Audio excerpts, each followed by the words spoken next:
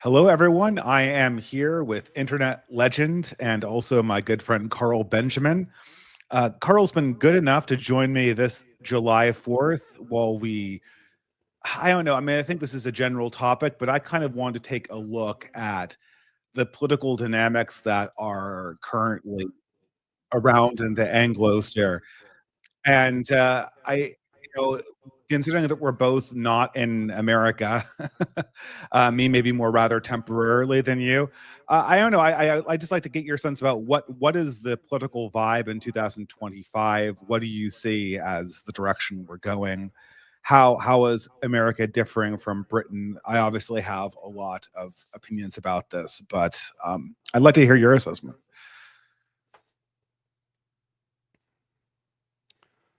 I mean, there's a lot more positivity in America. Like, there's a lot more. The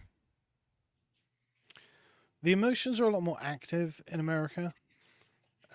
It's not that there isn't the same strength of feeling on this side. It's just in America, there's a clear sense of direction, right? A clear sense of travel. Now, Mhm. if you're in favor of that direction of travel, as if you support MAGA, basically, then this is a good thing and you're winning. If you're on the receiving end of that direction of travel, this is a catastrophe and you're losing. But at least it's evident what's happening, and there is a clear and expected resolution to the journey that you're taking. Over here, we're coming to the end of a paradigm, and nobody really knows what follows, or at least nobody can be sure of what's going to follow, but everyone expects it's going to be something quite dark. And there's a very palpable sense of pessimism in the air here. And honestly, it's probably going to get worse before it gets better. So that's what I would say the difference is, I think. I think that's interesting to hear that you have kind of a more dark assessment. Maybe this is a difference between America and Britain right now, obviously. I varyingly consider that we might be in something of kind of a renaissance. The big obstacle right here is that just the mainstay of the political formulas that are going on in the West when it comes to mainstream political parties and modes of thinking are just dead in the water. Yep. The boomer worldviews no longer make sense. The large swaths of the progressive perspectives on the world make no more sense anymore, and people are trying to grasp for something that does make sense. This is the thing that kind of in America, the left is in a complete state of crisis. They've Yeah. glommed on to this victory by this guy Zoran Mamdani in New York City, and every single leftist, the old Bernie Bros, are all just soyjacking over this guy. But he does not represent a characteristic of modern leftist thinking. He represents modern third worldism, mixed, well, a kind of lumpen third worldism that you see increasingly ascendant in various urban areas across the West. And I think the thing is that the left is just essentially in a full mode of cope because none of their political formulas, at least from their leadership class, make any sense anymore. And it's kind of depressing because the American deep state, and you really feel it here in Canada, it is as indestructible as it's ever been. That Yeah. their hold on power has been slightly weakened by Trump. Trump has certainly harassed them. They're feeling pushback for the first time in almost 100 years. But the mainstay of their power is more or less unchallenged because there's no obvious alternative that could replace them. But at the same time, all of their political narratives, specifically the progressive ones, are just in shambles. They make no more sense anymore. Yeah, that's sorry, I just noticed the chat was complaining my mic was a bit quiet, but I'm trying to turn it up. Hopefully that's a bit better. Mhm. I think I've turned it up to its maximum. I'm just going through my settings very, very quickly. But hopefully that's better, right? So yeah, for us it's liberal globalism that is the issue, because while you're that Zoran guy, he is archetypal. He's also quite, as you say, sort of third worldist, and the the kind of World Economic Forum type of globalism is different to the kind of AOC type globalism. It is, yes. And it's actually less dreamy, less irrational, and less detached from reality, actually. It's actually very practical and pragmatic in what it's trying to achieve. It really wants vaccines for Africa and stuff like this. It really thinks this is the key to the success of humanity over the earth. Whereas, I mean, you know, when does AOC ever talk about like vaccinating Africa or nonsense like that, right? As far as they're concerned, the point is to essentially, I mean, AOC actually did say at some point that the aim is to make sure that everyone lives in a middle class neighborhood, which, okay, I understand why you think that, but I also understand that in your rush to make that happen, that's going to make nowhere a middle class neighborhood, and actually it's going to reduce us all to the condition of the global south, which brilliant, thanks AOC. So there's two kinds of globalism at play here, and the sort of West style globalism is what we're dominated by. We call it Blairism. And this is concerned about productivity and living standards, actually. This is concerned about businesses making money that can be then redistributed and used to vaccinate the third world or whatever. But it's them that is the paradigm here, and they are the ones who are losing, right? Because it's got to the point now where the Labour government, there's just nothing they can do in the framework they've set up, right? So they've set up the doctrine of universal human rights. They've extended that to literally anyone who just arrives on British shores, and obviously we're paying loads of money overseas anyway. And this means that they get the full spectrum of everything the British state provides to the maximal extent. Now, when you've got quite a homogenous country of hard-working Protestants who shame one another for leeching off the benefit system and don't want to be a bother, so they don't, if there's a little twinge in their back or something, they don't go to the health service. That can work, right? And it did work when, before the 90s. But we're not importing those people now. We're importing people who think it's ridiculous that you wouldn't claim as much as you could off the state, because if you don't, someone else will, and it's not yours anyway. You don't really care about it. And so the amount of money we spend on all of these sort of ancillary costs is just phenomenal. I mean, one government, one study that came out the other day was just, it's £1 billion a month we're spending on benefits to foreigners. But that's not the limit of it. That's by far the limit of it, because a bunch of the costs that we incur just aren't recorded. Like health tourism on the NHS is basically not recorded, so we just don't know. However, every time I go to the NHS, I can see the waiting room is full of people who don't speak English. So I guarantee every single one of those people is a fucking health tourist.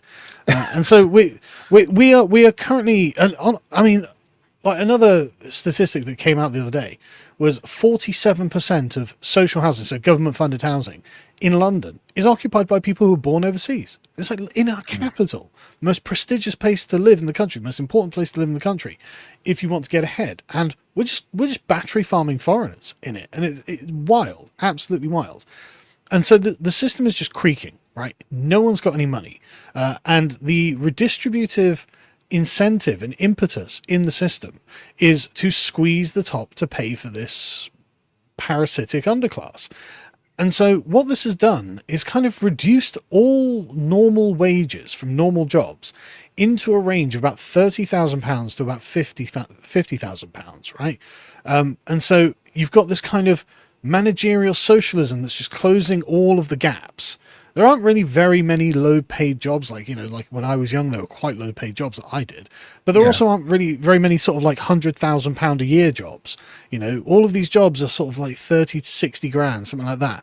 And you can see this kind of immiseration of the quality of the country. Because it's like, okay, well, we can get a doctor for like 50, 60k a year, but he's not going to be a very good doctor, right? He's not going to be the best of the best. And he's going to be looking for opportunities elsewhere. I mean, loads of our medical professionals just leave the country, go to Australia or something like this, where they're not quite at the same point that we are now. And so we're kind of trapped in this doom loop. And so the Labour government, being the inheritors, the heirs of the party, the new Labour Party that set this up, after having ridden through the turbulent Conservative period, which were also Blairite WEF globalists, and now have arrived at the point where they truly believe in the system. They truly believe that they have to provide unlimited universal human rights through all of the human rights laws, through the European Court of Human Rights, through any of the other sort of, the panoply of Blairite WEF style laws that we instituted in the 90s and early 2000s. They truly believe in all of this, right? But we're fucking broke. We are absolutely broke. We are pissing away unbelievable amounts of money. People can't afford to live anymore. They can't afford to buy the houses.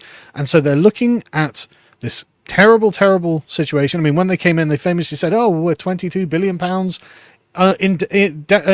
in deficit every year. And so we're going to have to raise some taxes and make some cuts. And then they raised taxes to 44 billion. And then they promised like 22 billion to carbon capture in, farms or something. It's like, what are you doing? So they believe in all the globalist WEF nonsense. But the reality of the situation, and the WEF globalists, like I said, are actually tethered into reality, is that the system is fucked.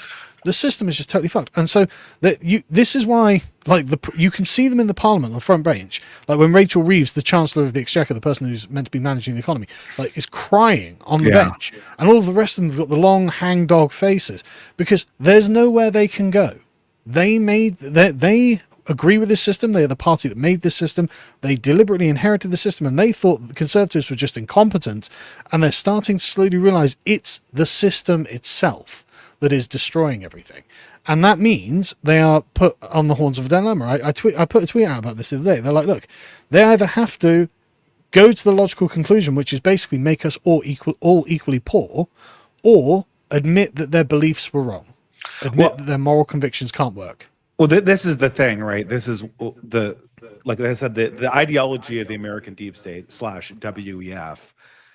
These people are still firmly in power, but the problem is that, like you say, it's connected to reality, and to a certain extent it is. Compared to a lot of leftists, that's not hard, I guess, to be relatively more connected to reality. But the problem here is that this perspective, it can't fulfill its promises. It is 100% linked in to this idea that increasing GDP line go up is going to actually result simultaneously. First of all, the GDP line go up, it's not going up as fast as they need to keep up with the spending and to make the balance sheet work out in the long term. The immigration rates, my wife's complaining about an echo. Sorry, it's going to be me. I'll put my headphones on. I hate using headphones. The thing with this is, maybe I'll have to repeat this, but the whole idea of this World Economic Forum proposal, this idea that we all bought into in the 90s, this third positionist, not like the 30s third positionist, but this kind of, post-Cold War neoliberalism idea, was that the increasing GDP was going to result in an increased standard of living and also not lead to a debt demographic catastrophe that would swamp the entitlement systems. And both of these things are obviously not happening. First of all, we aren't seeing an increase in standard of living. Maybe if you're a boomer, you are. Maybe if you own a house, you are. And I guess I'm maybe I'm newly in that area of my life, but no one's seeing benefits from this in the middle class. And simultaneously, there isn't even peace of mind in the future, because this system is obviously going to collapse in on itself. And even if it doesn't collapse in on itself numerically, demographically, the new populations will vote in directions that will take this country completely off its ideological moorings. This is sort of the lie of open immigration and open free trade. It relied on assumptions that, the core of the theory wasn't entirely inaccurate. If the conditions that had held up in the 80s and early 90s had been eternal and indestructible, then this would have generated more wealth. But the thing is that slowly, in the last 30 years, those assumptions that global trade and open immigration relied on basically fell apart. And the resulting system is something that will inevitably collapse in on itself. Everyone can see this, and the only people who can't are the boomers, who are coping hard over the situation that they're in. And this is where we find ourselves, because the boomer power structures are at this stage almost unassailable. In America, we can loosen the grasp a little bit. In Britain, it seems it's much harder, although I'm still kind of surprised how much Blairism was so much more maintainable when the Tories were in power than when Labour is in power. It almost seemed like it relied on the Tories implementing Blairism for Blairism to stay up as long as it did. But in Canada, like where I am right now, this system just feels completely unchallenged and indestructible. Yeah. So in Britain, it's not that. Sorry, these fucking headphones do my nut.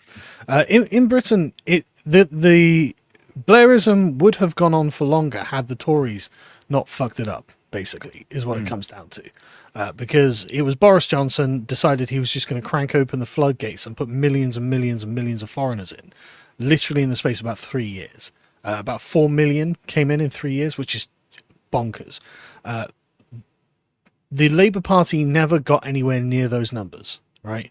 The Labour Party would bring in net about 300,000 a year, which isn't that bad when you think in the grand scheme of things. It's not. I mean, it's a lot and it's unacceptable, but it's not enough to destroy the system from within. Whereas the Tories, not being like true believers, but being people who think this is a tool in the toolbox, just were like, okay, we'll just crank it open and that'll increase the GDP.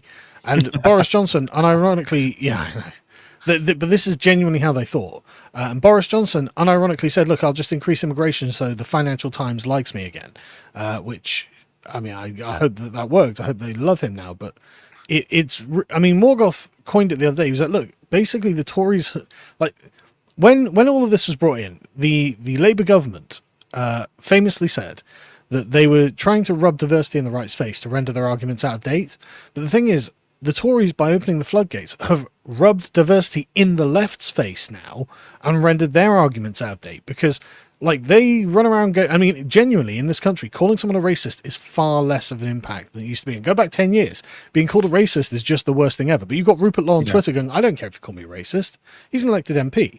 And he's probably going to win again because he's actually popular in his constituency. And so he's just, I don't care. And, you know, he's got this movement going on and it's actually looks like it's got some legs.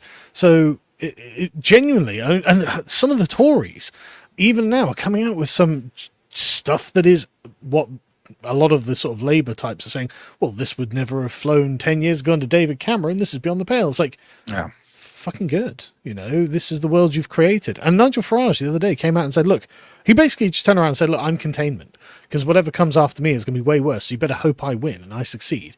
And it's like, but you can't fix the system. Like, the system itself is the problem, and you don't have the stones to do what would be required to fix the system, because basically everything would have to just be abolished about the system, and we'd have to go back to a quite minimal state that was actually more enterprising. And I don't think he's got the balls to do it. Well, it's hard because there's equivalence in between the countries, but they're not always exact one-for-one duplicates of each other. But the big thing here is that the conservative movements, a large part of their constituency, especially in America, are comprised of people who are formerly Democrats, who are formerly on board with the boomer truth regime, as Academic Agent likes to call it. The problem is they see the problems that we're talking about, but they want to they want to like hack around it. They want to do some kind of weird trick where they can get things to be financially stable again. A great example of this is sort of, now I've had a number of these run-ins with these elite human capital types, and what you know, like Richard Hanani, I know you. Well, I don't like him either, but I've just got him blocked. I just don't ever want to see his face. That's great, but there are a variety of these Silicon Valley types that are surrounding him that are very similar to them. And the idea is that we're going to do a hack, and then sort of the moderate liberal perspective is going to become workable again. The problem is that every time their entire worldview, their entire critique depends on the idea that what's going wrong right now is a superficial, skin deep problem that was brought about by the last 10 years of crazy left-wing activism. But it's not. It's baked deeply into how we've set up our societies in the post-World War II world. And again, the problems didn't really manifest until the 90s, like you said. But the difficulty is that they didn't manifest because we had certain assumptions about how society would work. And then in the 1990s, when those assumptions began failing, we kind of swept the problems under the rug. But those symptomatic problems aren't what is actually a problem. The problem is the deeper underlying societal issues. And so what Hanania and Kaufness and all of these people try to sell their audience is the idea that we can hack our way around this without answering the larger questions that are scary. And I think this is going to be very popular for the donor class, but it's going to have no constituency for the actual base. And there's a similar thing going on in the left too. You see these people like Cuomo in New York. Like Cuomo is like, that's basically, he's like the left-wing version of that. It's like, oh, well, like, New York is fine. We just need to hack our way around it, right? We need to hack a way around all these problems with crime, and maybe we have some new social programs or whatever. But nobody even on the left is buying this anymore, because everyone who is thinking more than 20 years in the future and more than on a spreadsheet is going to immediately understand that a large number of these systems are just not going to be sustainable. And if you hack around it now, you're going to deal with a similar problem 10 years down the line, and maybe your enemies are going to be stronger then. I mean, I hate this idea of hacking around the system, right? Because what it is a confession that the system itself is the problem, that everything that has happened post World War II, from the era of the civil rights movement onwards, was a mistake, and it's produced a highly negative outcome. And I think that the reason it's manifesting now is because there was a kind of inertia in the system that was just pushing it along based on the prior assumptions that the boomers had, because the boomers grew up with very conservative parents. And so they inherited a series of conservative priors, and then were able to take a very light dusting of liberalism over the top, but they still lived very conservative lives, if you think about it, right? Okay, they may, when they were in the 20s, they might have gone to a few festivals, done some acid, and be like, yeah, rebel against the system, man. But then they got married to like their high school sweethearts, and then they bought houses, and then they had jobs for 40 years, and now they wonder why their grandkids are just angry at them, and so the issues take a long time to manifest, especially as the boomers tended to only have 2 kids, right? So if you think about both of my parents come from litters of 6 on either side, and yet almost all of my aunties and uncles only had 2 kids. And so you can see there's a kind of narrowing bottleneck there, and so you don't get the kind of big family gathering anymore that we used to when we were kids, because there were so many cousins around, right? And so it was, and it was much bigger when my parents were kids, and so and again in the boomer generation, they can profess all the feminism they want, but every boomer woman I know basically turned into a housewife, right? Who would end up working part-time as a typist in an office or something like that, when the kids were at school. Well, the husband would be the main breadwinner. So they were still living their traditional lives, and that just hasn't been passed along. And so obviously with the advent of like modern feminism, judo flipping the gender dynamics, you now have people who don't have the conservative priors of falling into the traditional worldviews and the ways of life, looking at the world and going, okay, well, why is everything falling apart? Why is this not working? And now it's like, okay, well, we want to hack things. It's like, okay, but how are you going to hack the sort of South Korean birth rate, right? That's a classic example. That, like, the birth rate is one thing. Like, you fundamentally can't hack the birth rate, because the birth rate comes down to hard trade-offs and hard human decisions. So there can be absolutely there's no policy fix for the birth rate. Our mutual friend Johan Kurtz, we both met him. I won't say where, in case organizations in the UK are listening. But he said, oh well, the solution to the birth rate problem is status. Well, yeah, which is true, but that is true. That is true. Yeah, but status is like there's not a status button. Status is connected to like a million buttons, like with roots everywhere in society. So fundamentally, though, status is derived from necessity, right? From capability and necessity, right? If the warlord who wins the battle becomes the highest status man in the kingdom, and he becomes the new king, because he physically won the battle, right? There is just no one who can physically oppose him. It's not something you can artificially set up, which is what the sort of, the sort of post-modern rationalist was, we need to give women higher status. Like, you can't just give these things. They have to be seized, and they have to be inevitable, right? The society has to... They have to be almost kind of effervescent in their power, and if women aren't exercising that power, because feminism has given them permission, the wider society has given them permission to just get abortions, just use birth control, just be a career woman, be a girl boss, then that's where the power lies. That's why the status ends up lying. And there's just nothing you can do to artificially reverse that, So, I don't know what we do about it, frankly. Well, it is interesting that I knew this would get to the whole feminism. It's kind of amazing in hindsight just how poisonous feminism was. If you understand human anthropology and you understand how women react to politics, the idea of feminism is that we are going to restructure our political narrative so that all women are fighting all men in a contest over resources. And then we're going to give women resources basically covertly through a bunch of opportunities that are 100% artificial. And then we're going to tell them that that this is earned and that they don't need men and that families are of secondary importance. And then how is the human race not going... If you understand how human anthropology works, if you understand how human female mate selection works, how could you not expect there to be this enormous crash in the dating and mating market? The boomers didn't think so because they adopted feminism almost kind of ironically.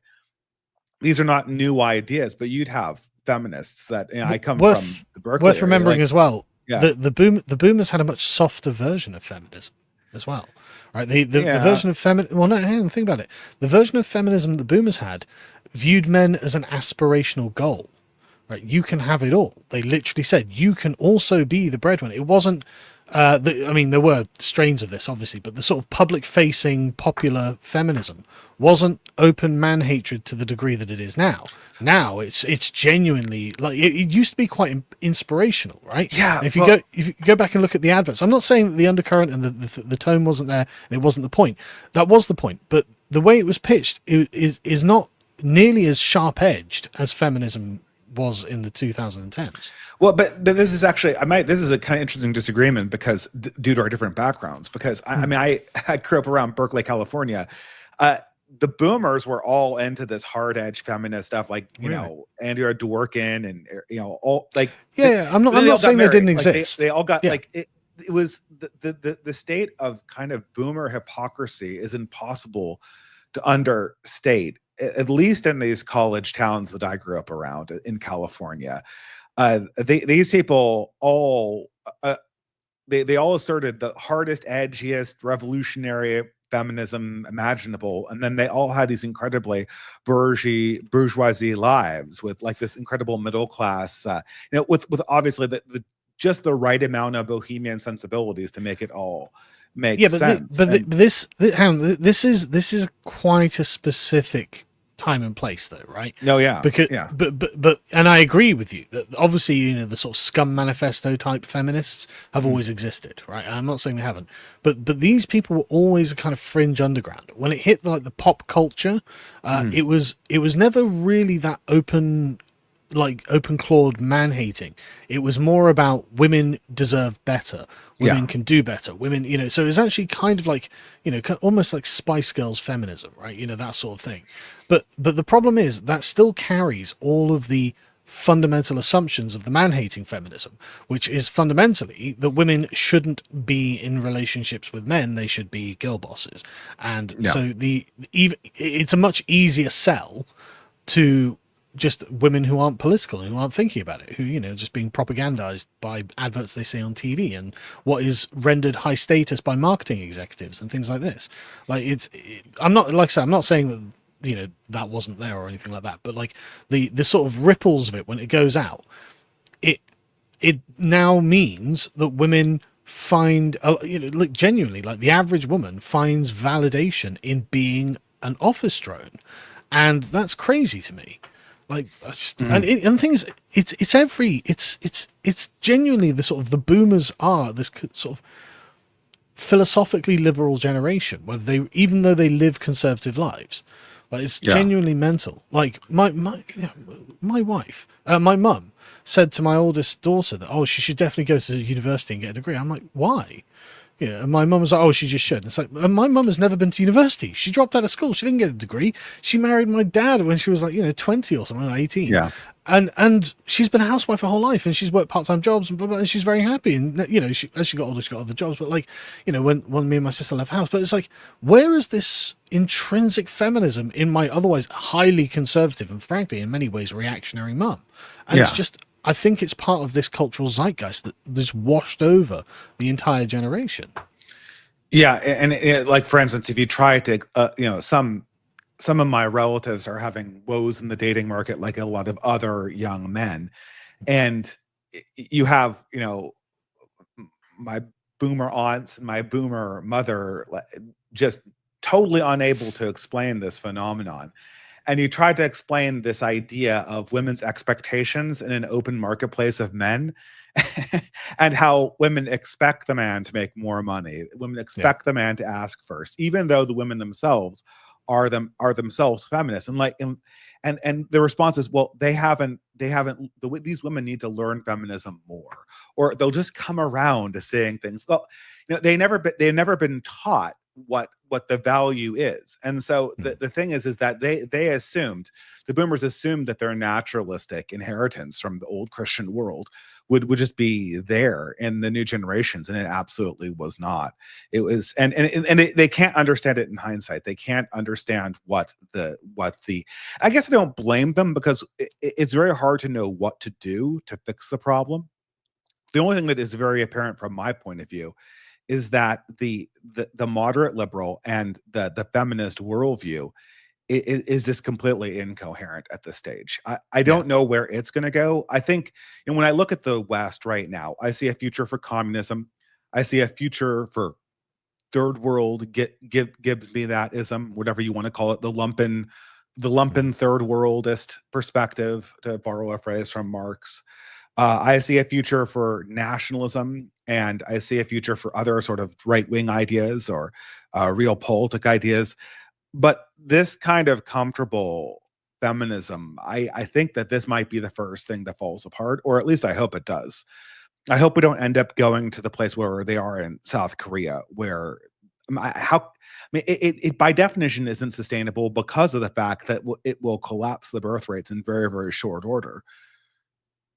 Yeah, no, 100%. I mean, the sort of South Korean feminist women are trying to live in the end of history, and it's like, I don't know whether you've noticed, but history is coming back very, very swiftly, and we're all going to be feeling the force very soon. I mean, like it seems to me that the only real actual corrective to this is for the artificial state of affairs that we have created to just basically be something we can't maintain.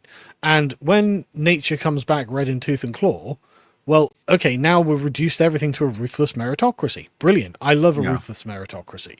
If any, I mean, YouTube has always been a ruthless meritocracy, and I mean, as much as anyone, like, I've been through the wars on YouTube, right? Yeah. Anyone can say anything, and they're often not very kind about it. And we need the average corporation to become a ruthless meritocracy again, and things will actually, I think, in that way, naturally sort themselves out. And if there's no great welfare state to draw upon, well, then women will reestablish their traditional role themselves because it'll be necessary. They will say, no, I need a husband, so I need him to do this, I need him to do that. But until we get the ruthless meritocracy back, I don't know what options we have. Well, I guess I see it less as market driven. I mean, maybe you didn't mean it as a market driven way, but I think that what's going to happen, my prediction, I mean, in the South Korean feminists, from what I have seen, they do this thing where women, oh, look at this, women are destroying society. I guess you men learned your lesson now. There's this attitude where we completely screwed our collectivity over, and now you have egg on your face, as if they're not co-owners in their own race's survival or their own nation's survival. I was talking about the market, but I was also talking about the wider society in general. Yeah. As in, there are so many things in place that are designed to keep women safe and comfortable, right? And only when they can no longer be maintained will women realize what they actually need Yes. from men, right? Direct on a personal level, something things that when they just can't be outsourced to the state because the state has become like the South African state and is just no longer capable of actually providing service. Then you will find that when that sort of red and tooth and claw meritocracy comes back, women will definitely marry men. They will definitely require men to pay for things for them on a personal level and actually engage in a human relationship as traditionally has always happened.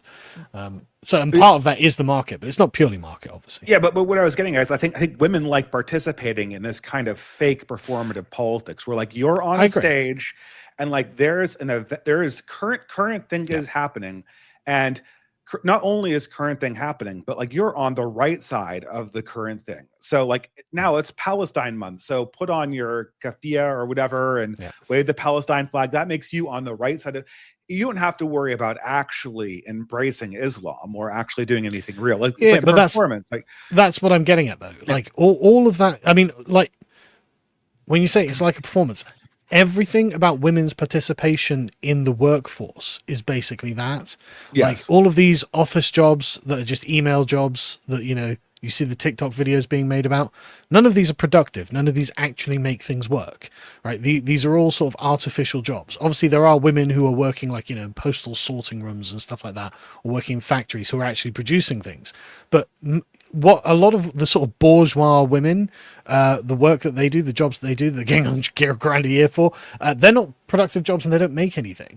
And when when things change sufficiently so that society becomes raw again, like you say, like at the moment they don't have to worry about Islam. Well, actually, in some parts of Britain, some women are starting to have to worry about Islam, and so you can see that that's just going to change the calculations that they're making entirely. And until we return to a kind of red and tooth and claw society, then this is a problem. And the thing you said about the South Korea feminists, I've just basically come to the conclusion that basically all of this is just one giant shit test, yeah, and we failed. Right, we have completely failed it.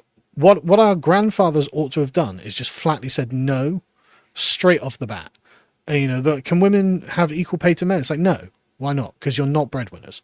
Because the man of your husband needs to be the breadwinner, so you can't have equal pay. And that should have been something that men should have come down hard on originally. The dignity of men requires him to be the breadwinner. yeah. I mean, well, but here's. I think you're absolutely right in a sense, but I think what it requires is a different perspective on politics because eventually this politics as performance fades away, and what you get to is the reality of politics, which is politics as war. And when Hmm. politics goes from politics as performance, which is what our typical democratic politics is, to politics as war, my prediction is that women will hate that and they will flee from it.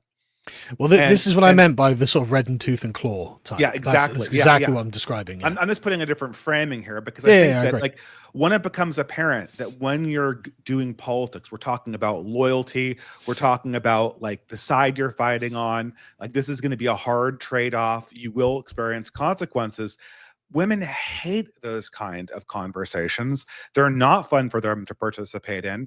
They don't like being in a conflict where there isn't a clear right side and where they can't signal to people that they're one of the good people, and they'll just avoid that. And furthermore, they'll seek proxies to represent their immediate interests in these more these more real-based political things. And that's the opportunity, I think, for some revival. I mean, there's this person, Lyman Stone, who writes on natalism, and he says that what women really want from men, they say, okay, it's status. I really appreciate this because this helped me kind of update Johann Kurtz's most succinct driver of birth rates into the mating market. He said what women look for when they look for mates is they look for insurance products. Like he says, insurance is sexy. Yeah. They want insurance against physical violence. That's why they like tall men. They want insurance against financial hits, which is why they like rich men. They want insurance against social shaming, which is why they like established men. These are the products that women want. And he said, well, that's actually a good thing, because human anxiety being what it is, there is almost an unlimited opportunity for men to be the insurance products that women are looking for. So as politics becomes more warlike and more scary, there is a opportunity to remasculinize it and bring it back to sanity. The problem is men are just not ready for this, because it's a good point. Men of our age and lower, right? They're just not ready for this. Because it genuinely requires them to assert themselves in what I guess we would just call a patriarchal manner. Because, like I said, I genuinely believe that feminism, all this Gaza stuff, all the outgroup love, it's all a shit test. Because what they're actually saying is, are you up to giving me the insurance that I'm looking for? And until we turn around and say, you are not allowed to do that, the answer is no, right? Until we are able to just firmly assert, this is the line and we will enforce it, then they will continue to cross it, because we are not putting the boundaries. We are not the insurance. We are not strong enough to be the insurance that they are testing for. And that's why they will happily bring in as many Islamic patriarchs as they want, because these guys will. They absolutely will enforce those boundaries. And, okay, they'll get what they deserve, but at least they'll know for certain what yes or no mean, right? It won't be the sort of milky, soft, well, we just want to be polite and we're gentlemen. It won't be anything like that. But at least things will be certain. At least they'll be safe. At least they'll know the rules, right? And we're not the men. We're not ready. We are not ready for that at all. Well, this is the problem with, that you said, well, what if our fathers had just told women no? Well, I mean, the environment wasn't set up for them to. I'm not placing blame. It's like Enoch Powell, right? It's like Enoch Powell or Joseph McCarthy or half of the evangelical leaders in the 80s. I remember disliking these people when they spoke out. It's because they hadn't seen what we have seen, and so they didn't have the information to understand what they were pointing at. There is no frame of reference there. And what you have is, and this is sort of our task as people on the verge of Generation X and Millennial. I think we straddle the line between the two of us.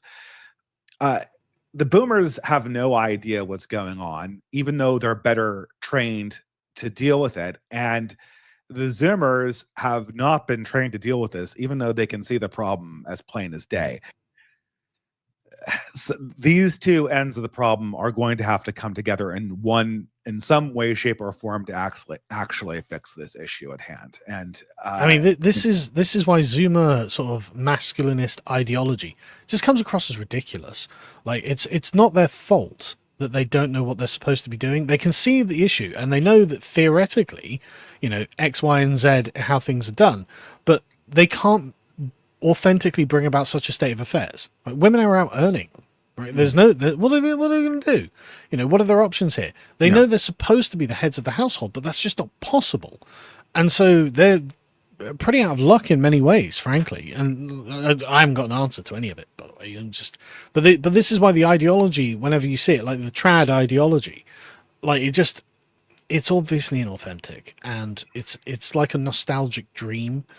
And it's like, okay, well, I hope you get it, but I don't know. Well, and this is part of the problem, right? I mean, like you take, if you were in the dating market right now, and neither of us are, it feel, and I got married a lot later than you did, so I've only been married a decade, so. Oh, okay. Well, I mean, I guess I met my wife right around when you got married. But it's been about a decade. It's been a little less than a decade since I met my wife. And so I remember what dating was like in 2015. And in 2015, these problems all existed, but they were manageable. What do you do when the entire college curriculum is a joke and is just there to kind of very effeminized, and then women go straight from a college curriculum that feeds them ideological poison to these lazy girl jobs that are like female daycare and that are preferentially given to women. Let's be, I mean, you know, they say they aren't, but you can see the numbers on their hiring, right? I mean, are Yeah. their cultural studies degrees really that valuable for getting an admin job at like Goldman Sachs or whatever?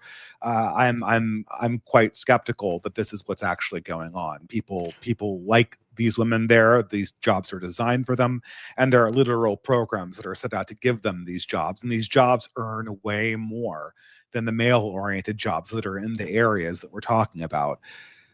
That's a rough environment to operate in, and you know, there are ways you can deal with this. You know, but there's going to be a bottleneck, right? And Mm. we can help our guys get on the right side of this bottleneck, but the bottleneck is only going to be so large. At least when these pathological incentives are being fed and fed and fed and fed by our leaders. So one thing that I have noticed change in myself over the years is a kind of sense of robustness, right? Um, Mhm. I am confident in who I am, what I do, what I know, what I don't know, and what my personal worth is when it comes to being a husband and father. And so I can make pronouncements in my own household from a certain position. Now, obviously, you know, my wife gets her way a lot of the time, blah blah blah. But Mhm. when the important decisions are being made, I'm actually the one who makes them, Yeah, and that you know, I'm the person who has the final word on that. And it seems to me that because of the fancy girl jobs, it's young women who have that sense of robustness. Young men can't secure that sense of robustness themselves, or if they can, it's very, very difficult for them to do. And I think it's in that actually the appeal of being a long-term mate resides. Uh, exactly. How can you provide insurance from yeah, somebody who's more exactly as you robust said. than you are, right? And the problem is Exactly. that this situation is completely artificial and has Yeah. completely inverted the structure of the dating Can market. I just give an Yeah, example? sure, Do you sure. remember a while ago there was like a newspaper clipping from like 1890 going around Yeah, of, you know, some 18-year-old man who's like, oh, I've got, you know, 5 acres and I've got 12 cows and I've built a shed. I'm looking for a wife.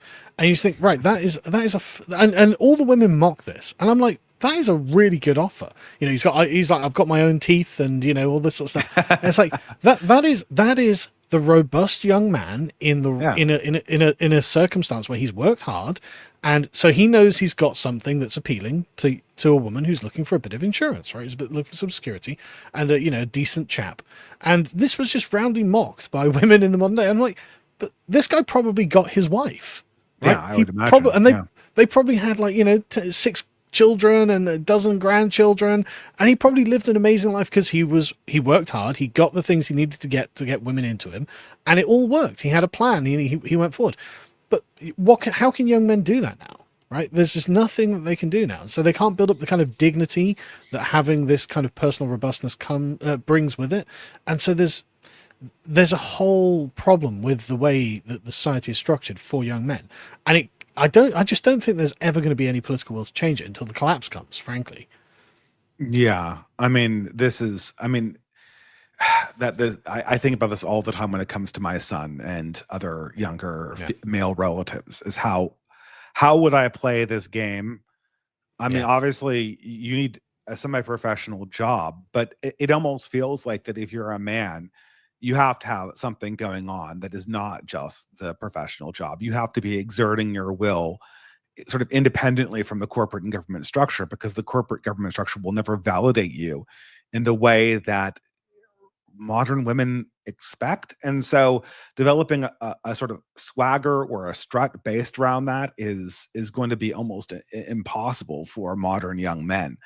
So you know, obviously my friends and I have certain theories about, well, you know, a return to fraternal organizations, a return to, you know, a new understanding of religiosity. That, I mean, this is sort of specific to the denominations and is probably more viable in America right now than in Europe. But these things are going to have to be a component to the sort of the carryover. mm, And I, to kind of take this in a slightly different direction, my biggest frustration is the fact in my own life is the fact that maybe you share this frustration, maybe you don't.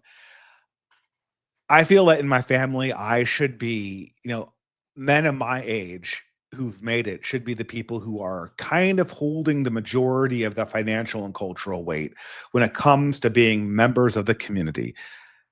This has not happened. While, you know, people in my family of my age are not doing poorly, you know, neither am I. Just little middle class standard stuff. Uh, the Insofar as there is interaction with the politics and community and the rest of the institutions, it is still dominated by my parents' generation. It is still dominated by people who are older than me and people who are operating still in the old mode of understanding the world, and the idea that the machinery of government and corporations is going to generate wealth, and all we have to do is kind of be there for that and collect the dispensation that naturally comes down to us through our paycheck and through the assumptions of living in a modern Western society, which obviously don't apply anymore. Yeah, I think there's a lot of truth in that, frankly. I always wonder. I think the social role of the patriarch is never actually as immediate as we think. It seems to me that 80 years ago, actually men didn't do that much in the community. It was actually left to women to do. But that's, I think, the correct thing to do. We should consider ourselves the kind of outer walls, and then the soft parts of the civilization should work themselves out. Let women control town councils to worry about whether Brenda is allowed to put up an extension on a house or something. It shouldn't really be something that this sort of volunteer social work is what women spent all of their time doing. But I was thinking, like, I think the best way for a young man these days to get the kind of rootedness and security of self that I feel, and I imagine that men in previous eras felt, is probably to be self-employed. Now, this isn't as scary or difficult as you would think. I actually know a few chaps who run their own businesses, but what it means is you're going to have to save some money, right? Take out a loan and be sure that you know how to do what you're planning to do. Like, even if it's just, I don't know, whatever it is, you're a plumber or something, right? Self-employed plumber doing whatever.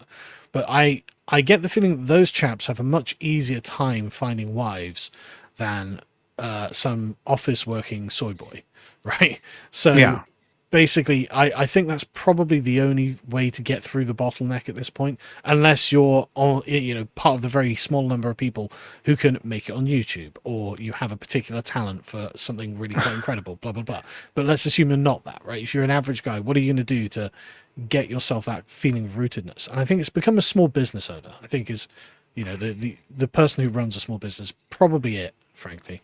Well, this reminds me of, you might know LP from the I Hypocrite channel. Yeah. But he says, like, well, if you want to get a girl, build a social media profile. And it's kind of half a joke, half not, right? It's a joke in the fact that how could we need, look, not every guy is going to get a wife and get married. There's going to be a bottleneck, but we need at least 40 or 50% of the male population to do that in order not to have a catastrophic collapse. And they're not all going to become YouTubers. They're not all going to become of course, Twitch streamers. But you can see what is the common thread. Why does that philosophy work? Because you are developing both a stream of income and a sense of self-worth that is not bound up in corporate America, that is not bound up in the government, because the government and corporate structures are designed to keep you in place. And participating in them means essentially begging against a system that is trying to essentially run you down. And it's impossible to develop a kind of sense of yourself in that, even if the money is pretty good. If you're a business owner and you earn $80,000 a year American, that's that used to be a lot of money. Now in America, it is not, at least in the places that I live.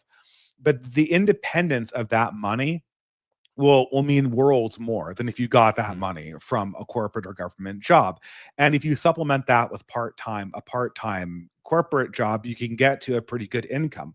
But what is really clutch is your ability to establish an identity for yourself that is independent from the structures that you know are set to undermine you, that you know are set to kind of I don't know, I want to say cuck you, but that sounds crude. You know what I mean? that are designed they're designed to in some way kind of embarrass or humiliate you. Right, they're designed to actually strip your dignity away. Whereas I know I've got a few cousins and more remote family members who are mechanics, and all of them are married, and all of them run their own little sort of mechanics business, and all of them hold their head up with pride. You know, the ones that are like run their own local like builder company who does paving and stuff like this. You know, they're all very proud men, and they've all got women. You know, and they're all younger than me, and so it's. I really do think it's something to do with being your own boss that allows you to be able to generate these kind of roots. Yeah, I mean, it is. You want. I'll put it this way: you want to be because a yeoman. Corporate America won't. Yeah, you want to be the yeoman, not the peon. Yes. Right, the yeoman, absolutely. not the serf. And I think it's not just about being a businessman. It's not just about being a social media influencer. It's about developing your sense of self and purpose that is not in this bizarro world corporate ladder that just robs you of all dignity. This is why the Christopher Rufo Panda Express thing. I know he didn't say that. I know he walked it back, but it's a great indicative example of this. I mean, like Panda Express, like assistant manager at Panda Express, you are working for a corporation that produces the lowest tier, shittiest Chinese food ever that Chinese people make fun of. You are producing slop for consumers. Nobody's happy to go to Panda Express. It's like what I got in grad school when I was too exhausted to do anything else, right? It's cheap shit, and you're producing shit, and you're climbing a ladder. The ladder itself probably won't ultimately lead anywhere. And once people decide that Panda Express is bad, which they will eventually, and Panda Express deletes itself, then what is your identity after Panda Express has been destroyed? What have you produced? What have you created? What have you done for your fellow man? How do you hold your head up high? All you have is this paycheck, and the paycheck isn't even going to go very far towards buying a house. But even if it does, right? Even if all those things do, you're still just the local manager of a Panda Express branch. Like it's still a position without dignity. It's still something that honestly, when you kind of say it out loud, it sounds dishonorable, right? I'm a cog in the corporate machine, and I just served very, very efficiently and very loyally. You know, exactly. I served, and I was obedient, and I bought my house, and but it's the kind of I feel like we're kind of straying into the sort of the problem with the boomers, right? The sort of boomer cliches of hardworking man isn't respected by his wife. Yeah. I know loads of hardworking guys, and their wives think the fucking world of them. None of them are reflected in the boomer cliche. But if you think about what the job the boomer was doing, he was just a servant. He was always portrayed basically as a servant. And it's like, yeah, no, you really want to become the yeoman, working for yourself. And it's the Homer Simpson effect, right? Like like let's examine Homer Simpson. Homer Simpson is I was thinking Married with Children, actually. Well, that's another great example as well, right? I mean, these shows were on the same. Al Bundy is a shoe salesman in a mall. Homer Simpson is ostensibly working a white collar job. He is acting as a nuclear engineer. In the show, he's a blue collar person who has no competence in the area that he's working in. That's part of the irony. But and both of these guys, as far as their professional life is concerned, are just going through the motions. They are not intrepid at all. But it's kind of inverted. In Homer Simpson's case, but in both cases, they have a house, they have 2 kids, they have 2 cars, and all they've done is serve. Society has given them these markers of established middle class life, and in both cases, there's this underlying contempt. In Homer Simpson's case, the contempt comes from the audience. And in Married with Children's contempt, the people just announce their contempt on screen. It's his wife for and each kids. other. Yeah, they both have this like really weird mutual. Yeah, I don't know any other word for it. I guess they have this mutual disgust for each other. And this is absolutely not what happened. At least in most families, men like this had perfectly fine. They put in their time, and their family respected them. But eventually, you could see where this was going. You could see that society did not respect men who did this, and eventually, the lack of respect that society had for them would be manifest by these opportunities that was embodied in their car, their house, and their wife being taken away from this class. And the problem, I think, ultimately is that the actions and decisions that the men make are just not consequential, right? I think that's the reason. Like, nobody is actually relying upon them on a professional basis. Obviously, their families are relying on put food on the table, but okay, you get fired, just get another service job, right? Where you're just exactly. Again, like there is nothing consequential that comes from the decisions that you make, and so the character of the man is never put to the test. And I think that the character of the man never actually improves. Like, Al Bundy is not an impressive guy, right? No. Like, and neither is Homer Simpson. And they have allowed themselves to kind of fester in this comfortable groove, this rut that, okay, great, but yeah, no wonder society has a generally negative opinion about you, because what are you doing to improve yourself? Why would anyone care what your decision was? And there's no compelling answer. Well, they're beneficiaries of a society that they do not actually maintain, and that they're doing everything in their power to destroy for the next generation. But it's more than that, though, because what it's doing is kind of domesticating, right? And like, for example, it's the kind of falling down man, right? Where it's the act of rebellion that's actually interesting. It's like, oh, now you're going to do something consequential. Now you're going into the McDonald's saying, why does my burger look like this? Oh, I have a shotgun. Something consequential is going to happen. Suddenly, you're entering the archetype of a man who has authority and power and decision-making capacity, even if it's in open rebellion to the civilization. And it's like, okay, well, if that's what you have to do to become someone worthy of other people's respect, which is literally Michael Douglas's character, going around demanding respect, and he has to go really off the rails to get it, then the problem is the civilization itself, right? The problem is the civilization itself. Why are you in a civilization that is fundamentally geared to making people disrespect you as a man, right? And why are you satisfied with that? Like, why are you okay with this? Like, that, the spirited side of you has to start speaking at some point, or else you end up literally like Al Bundy. And, as funny as I thought Married with Children is, it's not the future I want for my kids. I mean, that show was represented in some sense, it's almost more immiserated than Al Bundy, because Al Bundy was married with children, and the contemporary version of him will just never have that opportunity. But this is what I mean by the sort of legacy conservatism of the boomers, right? Exactly. Al Bundy's wife was like, oh yeah, well, of course I've got to get married even if I hate my husband. He's like, of course I've got to get married even if I hate my wife. And like I would never act towards my wife as if I hated. I mean, I wouldn't want to, but that'd be horrible, right? And that's the kind of paradigm of normality that the boomers presented to themselves. And it's like, oh God, so the women are trapped with men they can't respect, and the men are trapped with women they don't love because they don't respect them. And it's like, then there's something wrong with your civilization, isn't there? Yeah, absolutely. And, I guess at least we won't have to worry about that in the coming era. I mean, the bottleneck will be too tight to let that kind of degeneracy through. The question is, like, what can we salvage from this moment? What can we kind of claw back, and what can young men do to kind of find their own way?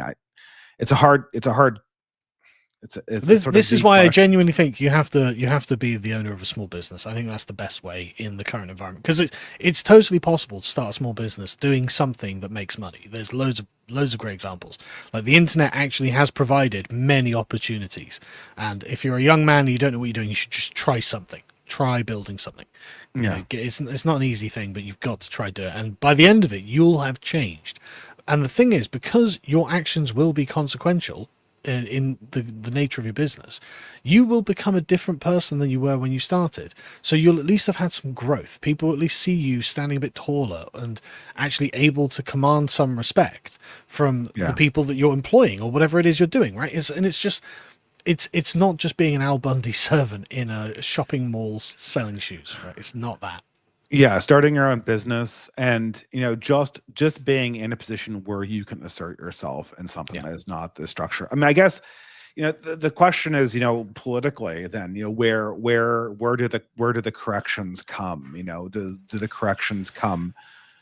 People say, oh well, the fundamental problem of our age is taking down the deep state, or the fundamental problem of our day is like the woman question or whatever. I think that what people are looking for is, the West is looking for a narrative about what constitutes the good life.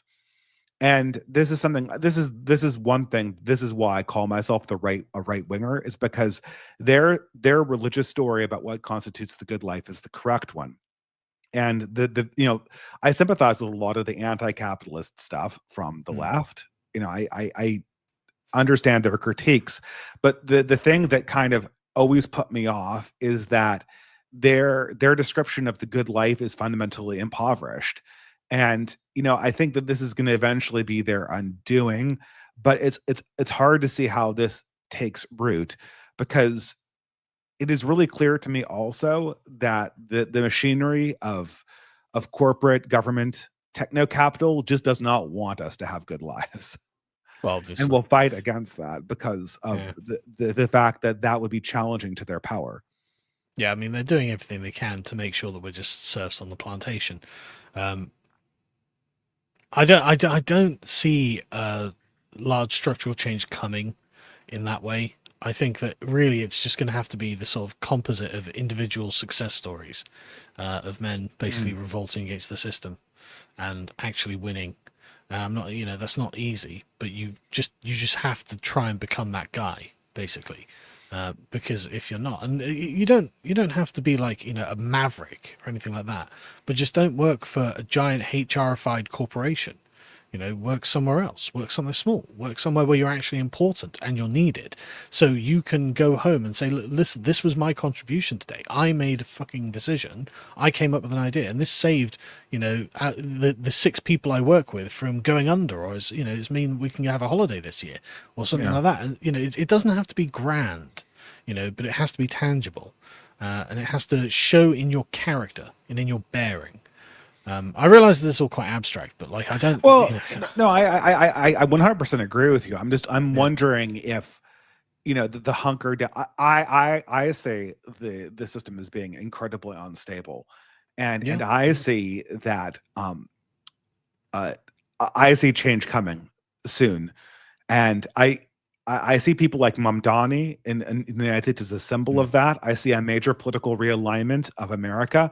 And after the political realignment of America takes place, what's going to happen is that these European parties, and maybe even Canadian parties, but I don't want to insult my Canadian in-law family, but the Canadians are just the most politically complacent people I've ever seen in my entire life, hands Hang down. on. You need to Yeah. come to England, mate. You Yeah. come to England. You'll see political complacency. Well, that's a bold claim. That's a bold I claim. know, I know. But this thing, it feels like that Canada has the worst of both worlds. That it always feels like England's big strength is the fact that its roots go so deep, Mm. and America's strength is that we're just as a people so inherently disagreeable and fighty No, it's because that you're enterprising. It's not even yeah. disagreeable. I think that's Well, unfair. big Like five personality trait, right? no. Like because Americans, I don't find them very disagreeable. I find them very self-confident and enterprising and ready to put their back into it, right? Fair Whereas enough. in England, we are just willing to become the Al Bundys and just like, look, we just expected a comfortable surf life. And it's like, but this is really weird because this has never been in our character, right? The English character has never been the character of the serf. Serfdom was abolished in England way before, probably about 1200. And it's just like, we've never been serfs. How have we arrived at this point where we've been so fucking domesticated that we expect the government and the corporations to just take care of us? That's never been what we're like. Yeah. So what are we doing? I just can't understand it. It's mad. It really drives me mental.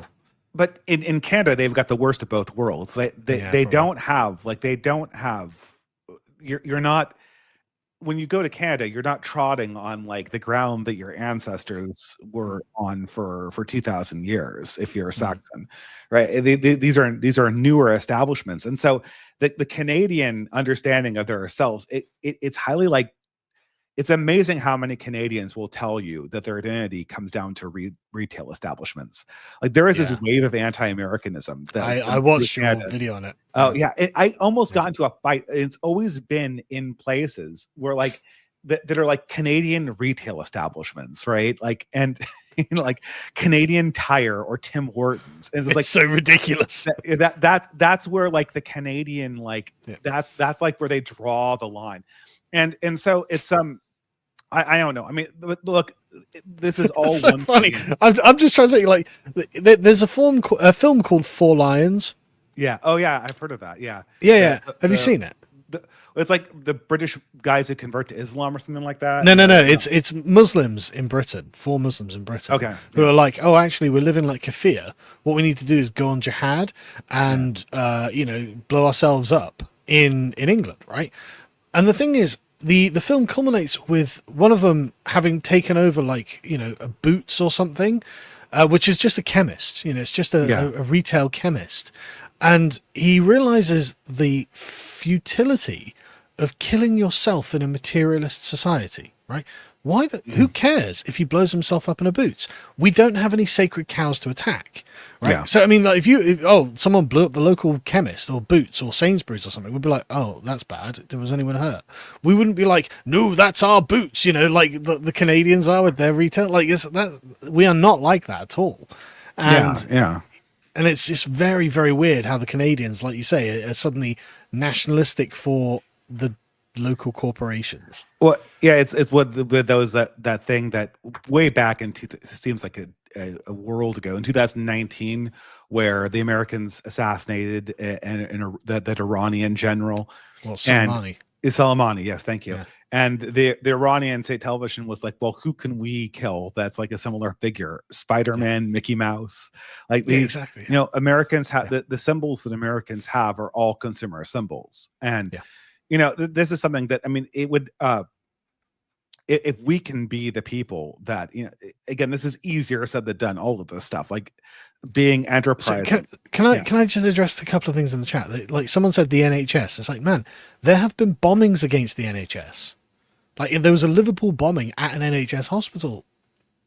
It didn't work, right? It didn't make the West go, right, Islam, that's it. We've had enough of this. How dare you attack it? We just don't have sacred symbols like that, even if also, it's, something like the NHS. Also, the NHS is still a consumer service. I mean, it would be one thing if it was like Florence Nightingale or, the society. I'm just making up, like the society of something like a storied institution that has deep connections to the cultural, religious perspective of the English people.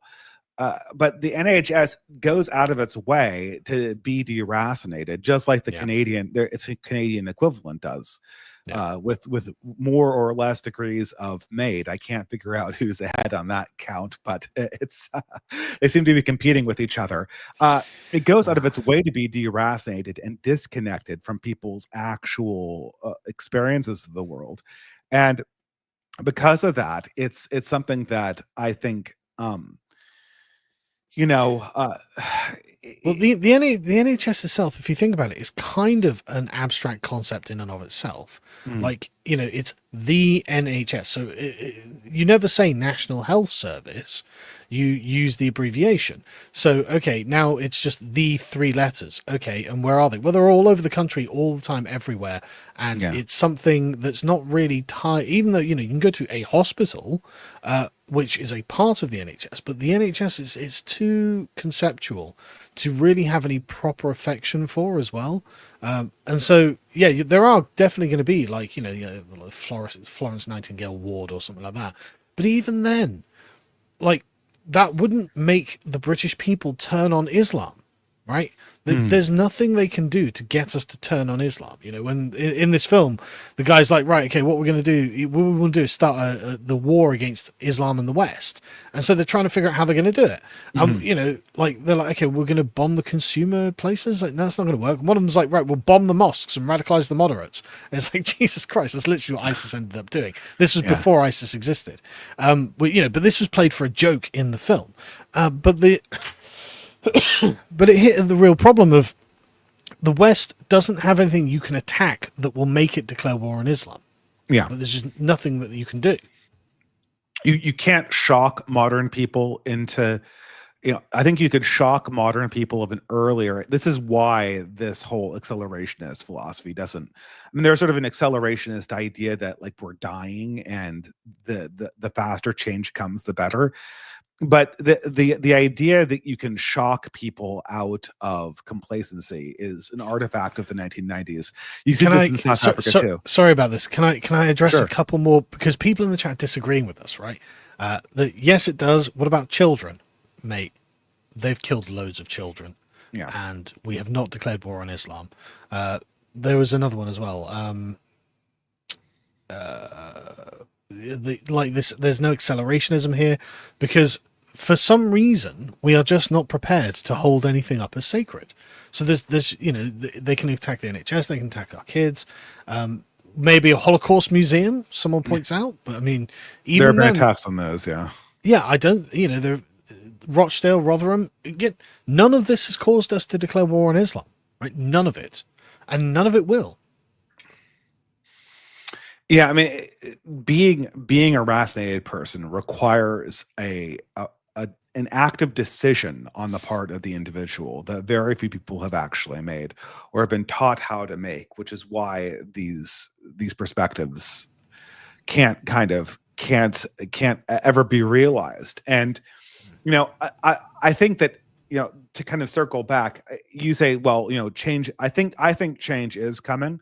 And I think one way that people can be entrepreneurial is to try to step into the roles of good governance and good organization that the state will either recede from, or which a replacement state will seek out from non-state actors when there's going to be a changing of the guard. I think that is an opportunity.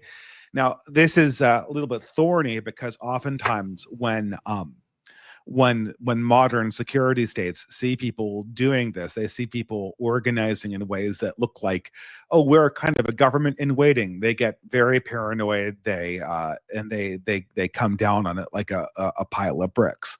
But I think there's going to be an opportunity in the future for a kind of non-left-wing activism. For the last 50 years in the West, the only activist force has been the left.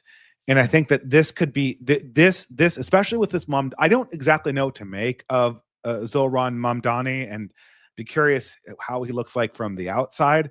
But I really feel like I'm saying a sea change here, and I think that this is the first step. This is the first boot that drops. The second boot that drops will be when these Zoran Mamdani characters start breaking rank from the white, well-to-do progressive sensibilities of Bernie Sanders and start heading in more third worldist directions. Now, I think we're it will already be a seeing little bit, that here.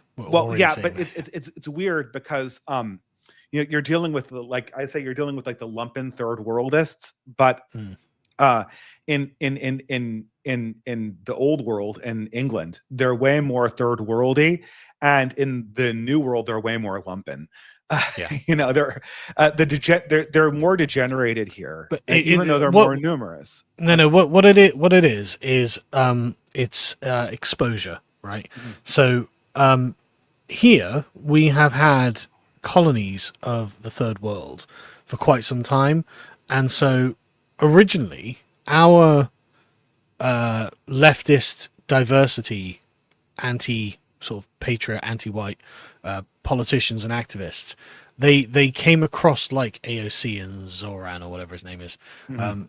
But now they're just getting replaced with thick accented pro-Gaza MPs who don't really care that much about leftism, although they are happy to swim in the waters of it because they can use the term racist to beat you down, blah blah blah. But they actually don't care about that. So the Sadiq Khans, right, are the Zoran types.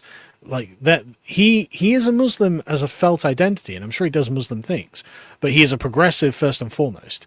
Whereas the third worldist types who are coming up now, the Gaza MPs, Mhm. they are happy to take advantage of whatever progressivism gives them, right up until the point where it conflicts with their Muslimness, and then Yeah. it just goes straight out the window, and they don't care. America is just you're further back on this timeline.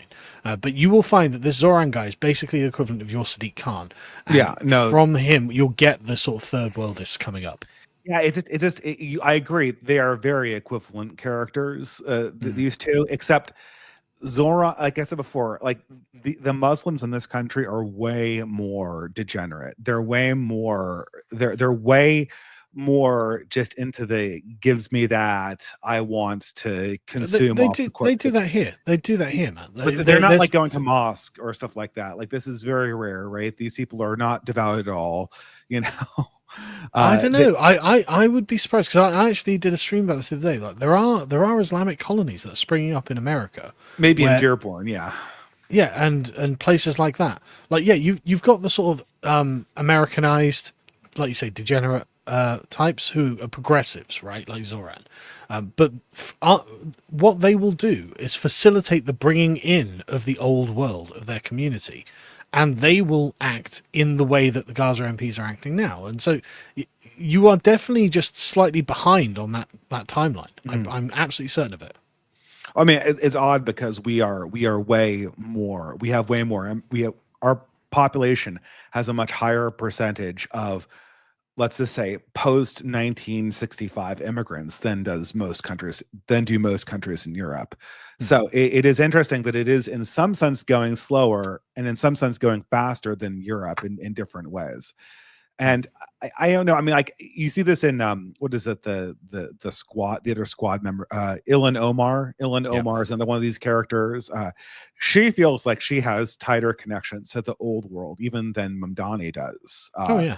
These, you know, but eventually, like, you know, what's going to happen though, and this is these sort of white like Vosh types, they're just going to get cucked, and like they're used to getting cucked by Hillary Clinton, but now there's gonna come a turning point where there are more frequent. I mean, these guys are born to get cocked, and Yeah. these white leftist progressives, and some of them probably even get off on it.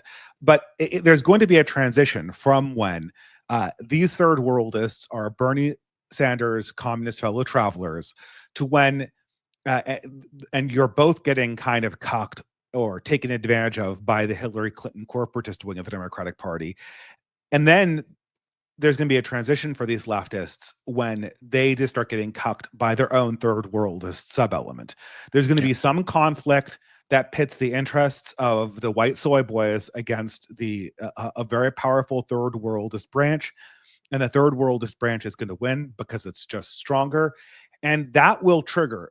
If I'm maybe so bold as to make a prediction, that will trigger another realignment because at that stage it will be a very apparent that the left does not they're not sort of principally building a new world. They're just Destroying the useful old. idiots. They're Yeah, just destroying the they're old. feeding off Yeah. the old world, and they're Yeah. useful idiots. They're not Yeah. even going to be the primary parasitic beneficiaries off the death of the Hmm. new world. They're everything they have will be taken up by the people, the stronger elements of their coalition. The third Mm. worldists will drink their milkshake. They'll drink it up, and then everyone will kind of see them for what they are, which is kind of these like mewling man children who you know are sobbing in the corner. And that will, I think, that will facilitate a reconsolidation of politics among like heritage Europeans or heritage Americans, aka populations who were here or descendants of those who were here before 1965. Yep. This is that I see as the next big thing that's coming down the pipe, and these things are going to have massive ramifications for how the stories we tell ourselves about our government. Is the deep state going to be able to survive that? I don't know, but it feels like there's an opportunity there. So one interesting thing in Britain is the split of the Muslim community away from the Labour Party over Gaza, because in Israel, because obviously the Labour Party is an anti-racist party, right? It doesn't want racism, and the way that the left talks about Israel and Jews seems like racism to mainstream the sort of WEF type globalists, but to the sort of Bernie Sanders Corbynista sort of wing, this is not racism in their minds. What they're opposing is colonial settlerism against the Palestinians by the dominant power in the region, which is Israel. And so the deep fracture that has split through the Labour Party has given birth to the Gaza MPs and Jeremy Corbyn, who's the fifth Gaza MP, who got kicked out of the Labour Party and won independently, alongside them on the We Love Palestine ticket, because this is what the Muslims care about. And so you do see this kind of old world soy boy, and the new colonists who have a totally different moral agenda to him, standing at the moment side by side. But he's completely outnumbered, and his days are numbered. Right? He's very obvious his days are numbered. And in fact, in the Labour Party, 6 of the government's own ministers, the front bench MPs, are all on borrowed time because in their constituencies there are lots of Muslims who will just vote against them. And the last election was very on a knife edge for a bunch of them. Like, some of them won their seats by hundreds of votes. Out of like 100,000 votes, to independent Muslim candidates. So this time, they didn't quite get it. Next time, everyone knows they're completely done. And this will just spring up, will essentially just be an Islamic party of Great Britain. And nobody knows what to do about it. And these are important people who are going to be falling down this rabbit hole. So it's definitely, I think you're definitely onto something here. This is definitely the direction of travel. And I guess, the question, like I said, I mean, the real challenge for the right wing is that this is another thing too. I mean, you talked about, like, you have to fight to survive on YouTube. I have, this because you listen to my podcast periodically. I have been starved for discourse. There are so few meaningful conversations that are going on right now. There was kind of one with the elite human capital people last year, and Aaron McIntyre and friends are constantly in this. I mean, there's sort of this internal war going on among American Protestant Christians, of which I'm kind of a spectator, in which, oddly enough, for some weird paradoxical reason, James Lindsay is also at the forefront of, which I still can't explain, but that's how it is. That's an active area of discourse. But other than that, there's just no discourse. There's no left-right discourse. There's no boomer versus Zoomer discourse. Nobody shows up for these conversations. And it's basically just communities talking to each other. And I feel like something has to people have to start talking to kind of bring forward like a new understanding of what we're doing. I mean, the right has the advantage in that we are the only people with a coherent and sincere story about what's going on that is not cynical. I think we are kind of. I will interrupt there and disagree. It's just that we're not seeing those people, right? So, the other day I stumbled across a YouTube channel with like 900,000 subscribers called Like Stories of Old. I'd never heard of this, and they do their sort of lefty video essays, and they did one called "This Is" or "Hollywood's Liberal Fantasy is Dying" or something. I think they've renamed it now. I've sent it to you on Twitter, in Twitter DMs, and I think you'll get a lot out of it because basically, in the same way we're saying the middle Blairite consensus is dying, Well, they're saying it from the other side, right? The West globalist consensus is dying. They're saying it from the other side. And so the problem, I think, that it is not that there's no discourse going on. It's that fundamentally the far left and the far right are basically in agreement with what the problem is at the moment. And we already know what each other wants as the solution.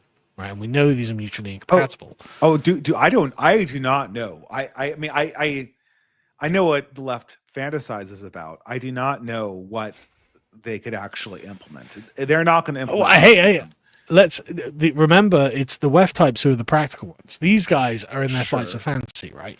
And so they're fantastic. My in-laws are like, oh, Mom Donnie, he's a communist. I'm like, he's not a communist. This guy is, this is a third world guy who's trying to get as much gives out of the system as possible, right? I mean, I guess he. No, I don't know. I would actually say morally he probably is a communist. Like in the same way Sadiq Khan is a communist, actually.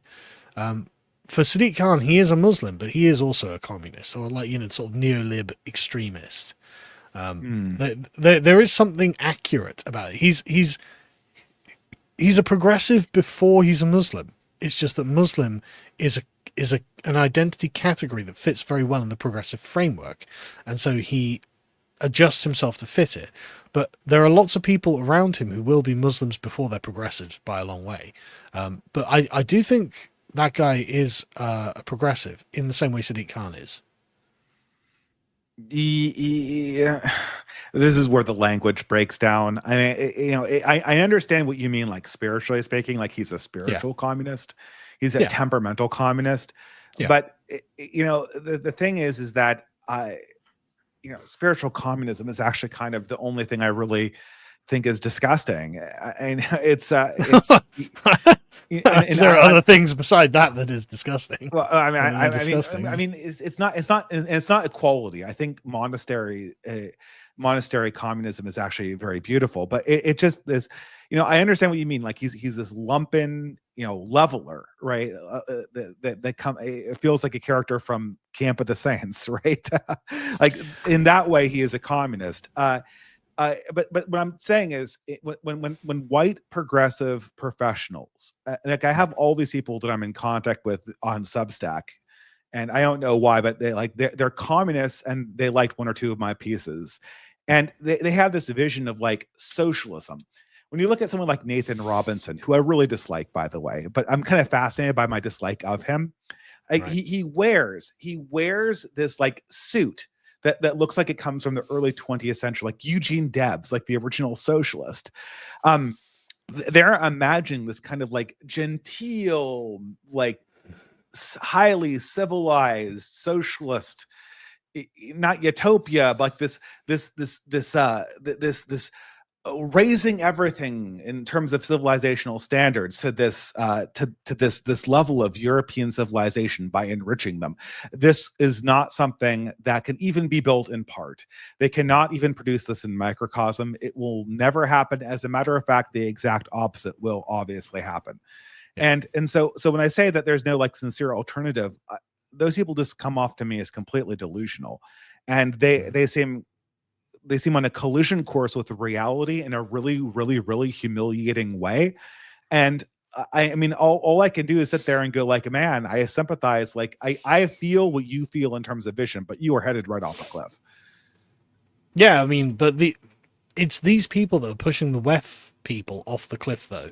And the WEF people are the ones who are going off the cliff. And this is what we're seeing with the Labour government here.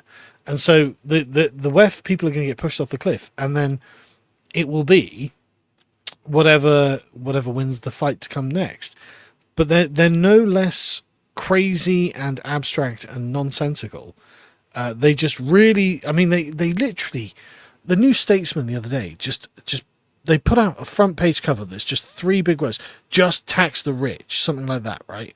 And it just raised taxes, sorry. And it's just like, you fucking idiots don't understand. Like this year, Britain is projected to lose 16,000 millionaires, right? And the Labour government, the WEF globalists are like, look, we just can't keep squeezing because otherwise there's literally going to be no money for us to steal from the rich, right? And yet, the New Statesman, again, apparently a credible political outlet in this country is just raise taxes. Like, that is just not the answer. That is the most idealistic student politics nonsense, you know, and yet that was their fucking front cover. And it's like, that's a public embarrassment. Like, everyone around is looking at you going, what are you doing? You know, no one thinks that's the solution. The tax burden in this country is the highest since World War II. Like, we are paying as if we're in wartime circumstances, our levels of taxation, and our country's falling apart. And yet, New Statesman, student newspaper, just raise taxes, bro. These people don't care about the reality, and they're convinced that their vision will see them through to the end. It's the Keir Starmer types who are getting pushed off the cliff in the process of that. I mean, I don't think these guys are going to get anywhere. So actually, I'm looking forward to the fall of the WEF types, because then maybe the right and the centre right can actually take the centre ground in politics and have a conversation, because we can always beat the centre right on basically any of the issues. So yeah. I mean, I agree. I mean, that's going to be a very strange conversation, because the center right does not want to engage the right. No. This has been a very consistent function of them. I know. There also is, and I see there are super chats coming up that I see, and a lot of them concern a certain country in the Middle East, which is also a big dividing line between the right and the center right. Yeah. It's so odd that, you know, I have really no position on this war that's going on in the Middle East, but my center right in-laws definitely do, and I'm constantly feel like I'm arguing the opposite side of a debate that I don't really have a strong position on otherwise. But, you know, it's weird, because the center right does not want a coalition with the right, and will try not to.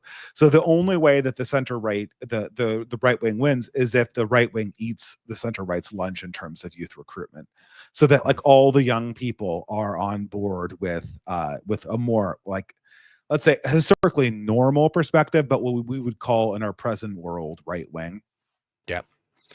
But the good thing about this, though, is that when the far left pushes the WEF left off the cliff, what they're going to do is discredit them for a generation, right? You brought us to this place, and everything's shit.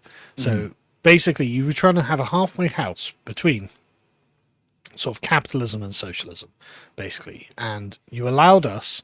You agreed with the morals of socialism, but you wanted the practical necessity of capitalism, and it ruined you, and so it has to be socialism, the left will say. Normal people will go, okay, I didn't want any of that. I just wanted a safety net. You know, I just wanted a reasonable 90s liberal consensus on these things.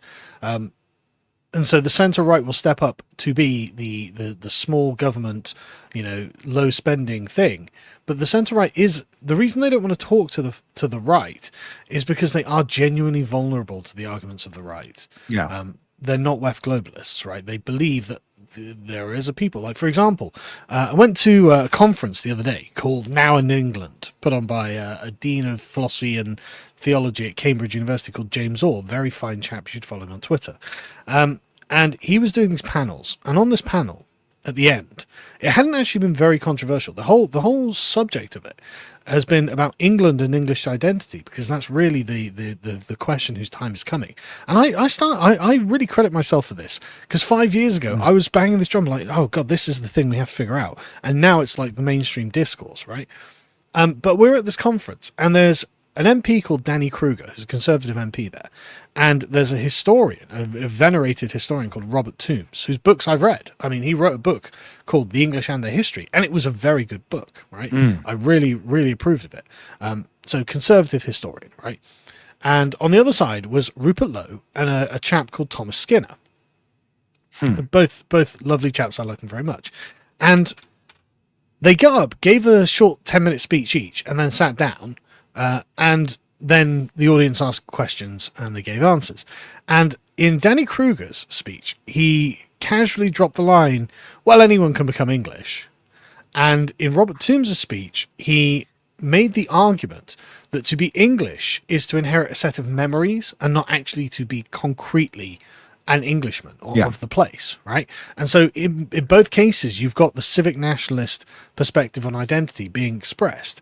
And you could feel the tension in the room, because Rupert Lowe and Thomas Skinner are obviously not on that side of things, but you could see like the panel was split in half between like the base guys and the previous era guys, the old guard, but the room was filled with our guys, right, who were just like, no, Yeah. we want the future. We want to know there's something concrete about us.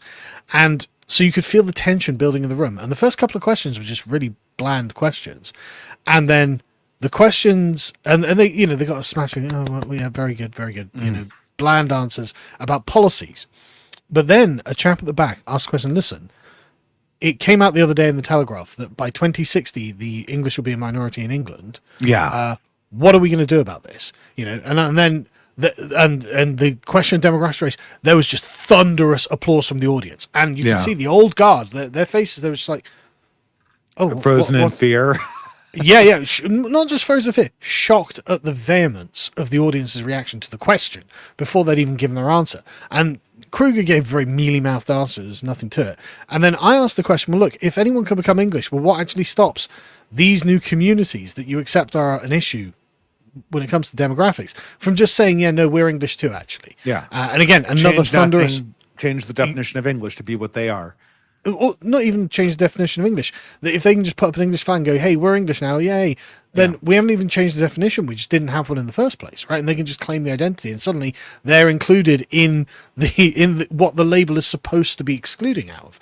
And again, another thunderous applause to that. And Robert Toombs, the historian, he started giving another mealy-mouthed answer, and then chap to my right yelled, "Your Englishness is based in ancestry. You inherit your Englishness." And Toombs looked aghast. He was like, "No, you don't."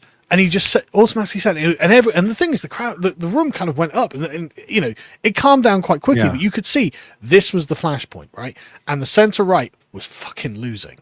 They are not. They know that there is a problem that the right is identifying, but the centre right has no answers, and they want to return to the sort of liberal consensus that actually identity is something really you choose, when in reality this kind of identity is not something you choose. I do think can win these arguments. Yeah, exactly. I mean, you could, and this is what people try to do to steelman them. What they try to do is they try to fast on certain historical exceptions, where certain extraordinary individuals, through extreme acts of service, adopted Englishness. Like Othello type. I know Othello's a fictional character. Give me a break, guys. But like that's the idea. Like, you fought for Venice, therefore you're a Venetian. Like, did some insane act of heroism. But this is impossible, because those types of things are individual acts, not collective ones. And there's no map to the collectivity to accomplish this. And their assumption that there was this kind of correspondence is manifestly not happening. It's like there's been 0 countries where this has happened. There's been almost no good examples. And a lot of it has been this very misunderstood story about how America integrated immigrants between 1870 and 1914. Or 1918. So there's this period of time between the 1870s and the 1919, right after World War I, where America had a very, very high immigration rate. And this has been used as this bizarre model for how assimilation is supposed to work. Yeah. And all of the history about it is complete bullshit. First of all, these people were taken from communities that were not so dissimilar from the WASP communities. These were mostly Germans and Northern Italians. There were a few Southern Italian communities. The Irish were an example. And of the communities that were taken from more disparate places like Ireland and Italy, they had horrible problems assimilating that caused a lot of violence. And they were assimilated by an extraordinary effort of the government to inculcate this type of patriotism in the American people. If you look at any of the patriotic American flags that they're playing today, the 4th of July right now, I know neither of us are in America, they all come from this 1900 time period when they're trying to inculcate this American identity. And in inculcating this American identity, they made the WASP identity of the American founders a lot weaker. because it Yeah. got more generalized. And this led to the kind of, and this is what people make fun of, like Europeans used to make fun of Americans having this very, very loose white bread. And this is something that always got me. I mean, I'll tell you a story. Like, I had Europeans over, and we're going around, and they're like, "Oh, there's just no history here. There's just no history here. Everything feels like it's new. Do Americans even have culture, like, or identity?" And then I watch the John Adams miniseries, and John Adams he goes to Britain and talks after the war. And he talks to all these British dignitaries. He talks about like how thick his identity is as a Massachusetts man. Like, this is a deep, deep thing. Well, how did America have a history in 1800 when he's having this conversation, or like 1790 when he's having this conversation? And now we're in the 20th century, and it's just like America is just this like deracinated white soup. Well, it's because American culture had to become more generalized to accommodate these new immigrants that came in the late 19th century, and it never was able to fully complete ethnogenesis to create I mean, it kind of was a little bit, right, but it was kind of like half baked. And so this example has been used to sell this idea of assimilation to Europe, and it's obviously not working anywhere. I really think this is the reason that the center-right is afraid of the right, because I think ultimately the center-right is aware that they're basically peddling bullshit. Yes. And the reality of the thing, which they claim to care about reality, means shedding the last vestiges of liberal ideology, which is the actually anyone can be anything philosophy that Danny Kruger was expressing. And this is why I think they panic. Because, I mean, a normal person would say, well, obviously, right? And they just carry on with their day, right? It's someone who's not political and not invested in politics would go, well, obviously you get being English from having English parents. Yeah. Where else would it come from, right? It's not a coincidence that every English parent gives birth to English children. It's it's necessary. So to a normal person, they just carry on. But the centre-right essentially has got to admit that they are on the plantation of the left, and they agree with the left on everything. And so the right's job is essentially to force them to capitulate or to fuck off to the left. And making them capitulate is actually way easier. Because really, I mean, like, I've been called a racist by a conservative, right? By a conservative councillor once. I just laughed in his face, and I saw the colour drain out of it. It was just like, oh, you're not going to, like, because I know you don't really believe in the term racism. Yeah. You're just a coward and a cuck who's been battered with it. And so when a leftist who really believes calls you a racist, you can laugh in their face, but that just confirms their belief about you. Yeah. When you do it to the conservative, that for him, this was just a defense mechanism. He doesn't really believe, so he's just like, oh, right, okay, now I'm going to have a proper conversation about some serious stuff that I'm going to be the left winger on, and I'm going to get like dragged over the coals on. So I'm not afraid of the confrontation with the centre right at all. In fact, I'm kind of looking forward to it, because I think we're going to easily smash them.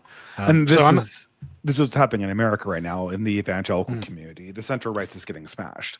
Well, it's happening with the sort of Bannonites against the tech bros, right? Yeah. Like with the H1Bs. Like, Bannon was fucking furious. And I was just like, get him, get him. I like Elon a lot, but I'm with Bannon when it comes to this sort of thing, you know what I mean? Like, no, nativism. Yeah. Exactly. Fucking get him.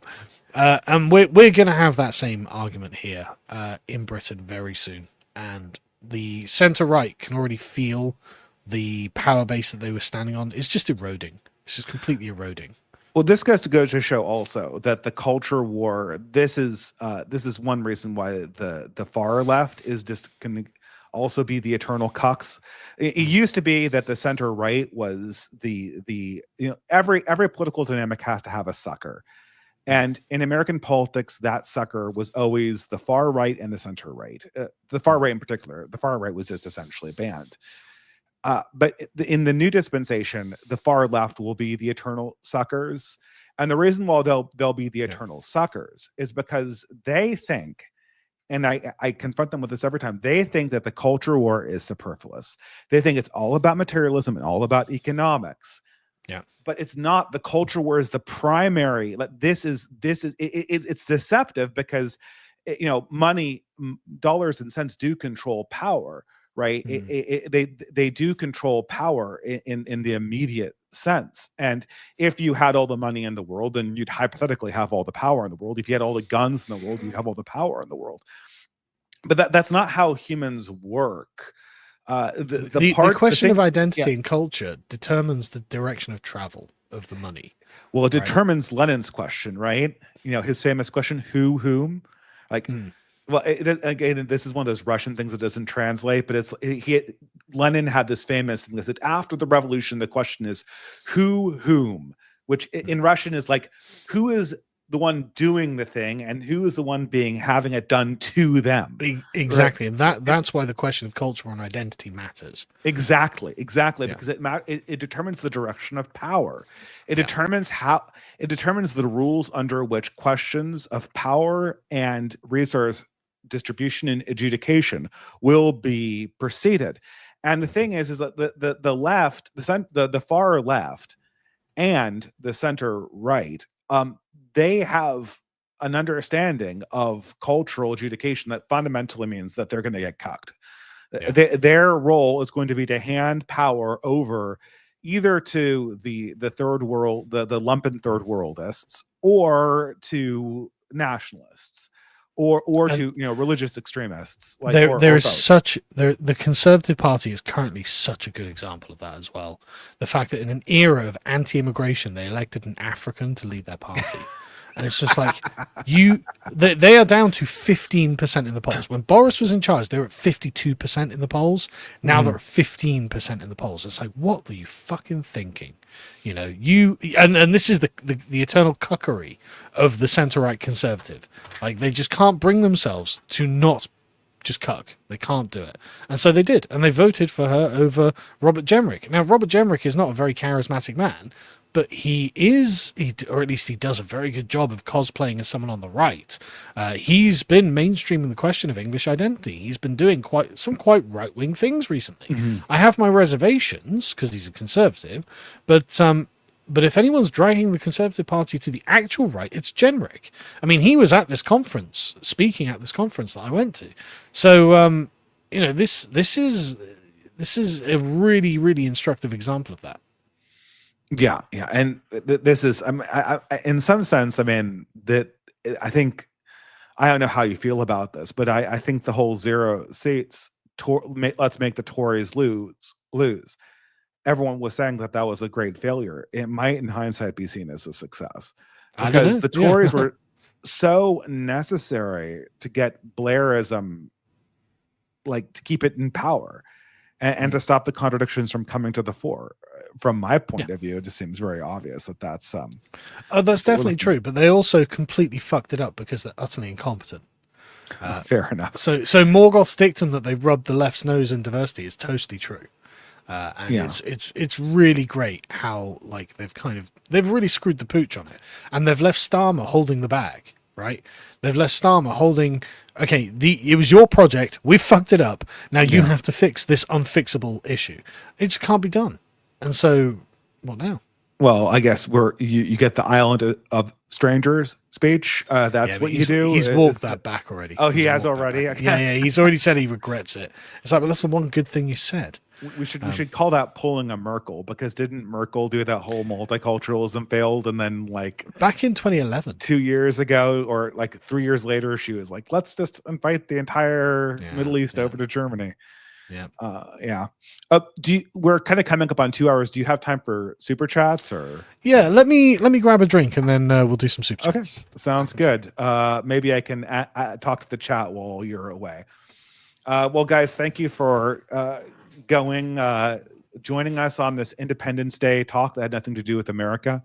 I did want to put my genuine riddle to the chat, which was, I put this one on Twitter, but I will give it for the chat again. And that is, what was the first American supported color revolution? When did it take place? Where did it take place? And what was the color associated with it? The first American supported color revolution. When, where and what color? And a few people on Twitter got this one, but I want to say I think I might have already riddled this to Sargon earlier. But it's interesting when you think about transatlantic relationships, how these things work. But anyway, I'm going to hold off on the super chats until Sargon comes back, or I should just say Carl. I don't know what to call people anymore. Do people still call me the distributist, even though that's unpronounceable, or not Dave Green like I usually write under? Yeah, I mean it's an interesting time. I'm obviously moving back to the United States. I've mentioned that several times. Oh, there you are, Carl. I was just talking to the chat. I have a riddle, but I think I probably already asked you this. What is the first color revolution that was American supported? When was it? Where was it? And what was the color? This is a trick question, obviously. I have no idea. It's been a long day. Okay, now so the trick question is, I put this the trick question is before America existed. It was 1688. The place was England, and the color was orange. Right. The reason why I say it was American supported was that there was an uprising against James and the colonies that then overflowed into England and resulted in the Glorious Revolution. Which has the exact form of the color revolution. It's like, oops, we had a coup. Like, blinked and you would have missed it. And this is your new government. But here's an ideology that justifies it. Mm-hmm. It's very, very similar in scale, in structure, if you think about it. Right, should we go through some super chats? Oh yeah, sure thing. Jay Burden for $3 says, I've been reliably informed by Glenn Beck that the purpose of America was to secure the existence of a certain Mediterranean democracy. Of course, he means Israel. Yeah. I genuinely find this baffling, because I saw Glenn Beck saying something like supporting Israel was like a spiritual experience for him. Yeah, it's like, why don't you become Jewish then? I have no idea. This is, I mean, I wish, to borrow a phrase, I wish I find a woman who looks at you the way that Boomer Wright looks at Israel. That's all I have to say. I mean, this is the spiritual quality which with Boomer conservatives imbue into the state of Israel is creepy. They will defend the Jewish state before, like people, conservatives I talk to in Canada. Okay, I support they run out of the gates. I support the Jewish state. I support the Jewish state. Well, is Canada a Christian state? Should it be a Christian state? Like, what are we doing to maintain control over Canada? Then just crickets. Like, oh well, I guess hypothetically we should get around to that after we secure Israel. They won't even say that though. I really don't think they even say that though, do they? I mean, like England is officially a Christian country because the king is the head of the Church of England. Mm-hmm.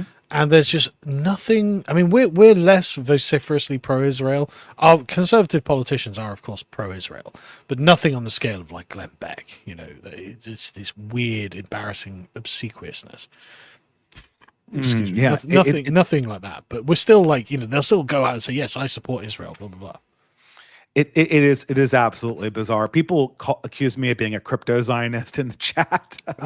I'm a crypto Zionist that argues against Zionism every other dinner with my But I don't know. I kind of steer away from either being. It's like the Ukraine war. I really think that and if you're Ukrainian or Russian, I understand having strong feelings about this, but really you should be most concerned about your own people first and foremost. And I'm not super pro-Palestinian, and I don't want to be insulting to the Palestinians. I have never heard a Palestinian come out strongly in favor of any form of European nationalism.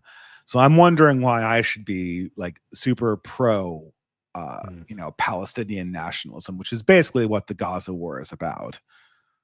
Yeah, I mean, obviously, like, just for anyone who's wondering in the chat, I mean, I saw some people asking, no, I am not Jewish. I have no Jewish heritage to my knowledge. And It's not a conflict I'm even vaguely interested in hearing about. In fact, it annoys me every time I have to hear Israel and Gaza or Ukraine and Russia. I was like, I just don't care. I'm just nothing to do with any of these places. And yet all political dialogue in this country is focused around the external. Harry was making this point in the podcast. It's a really good point.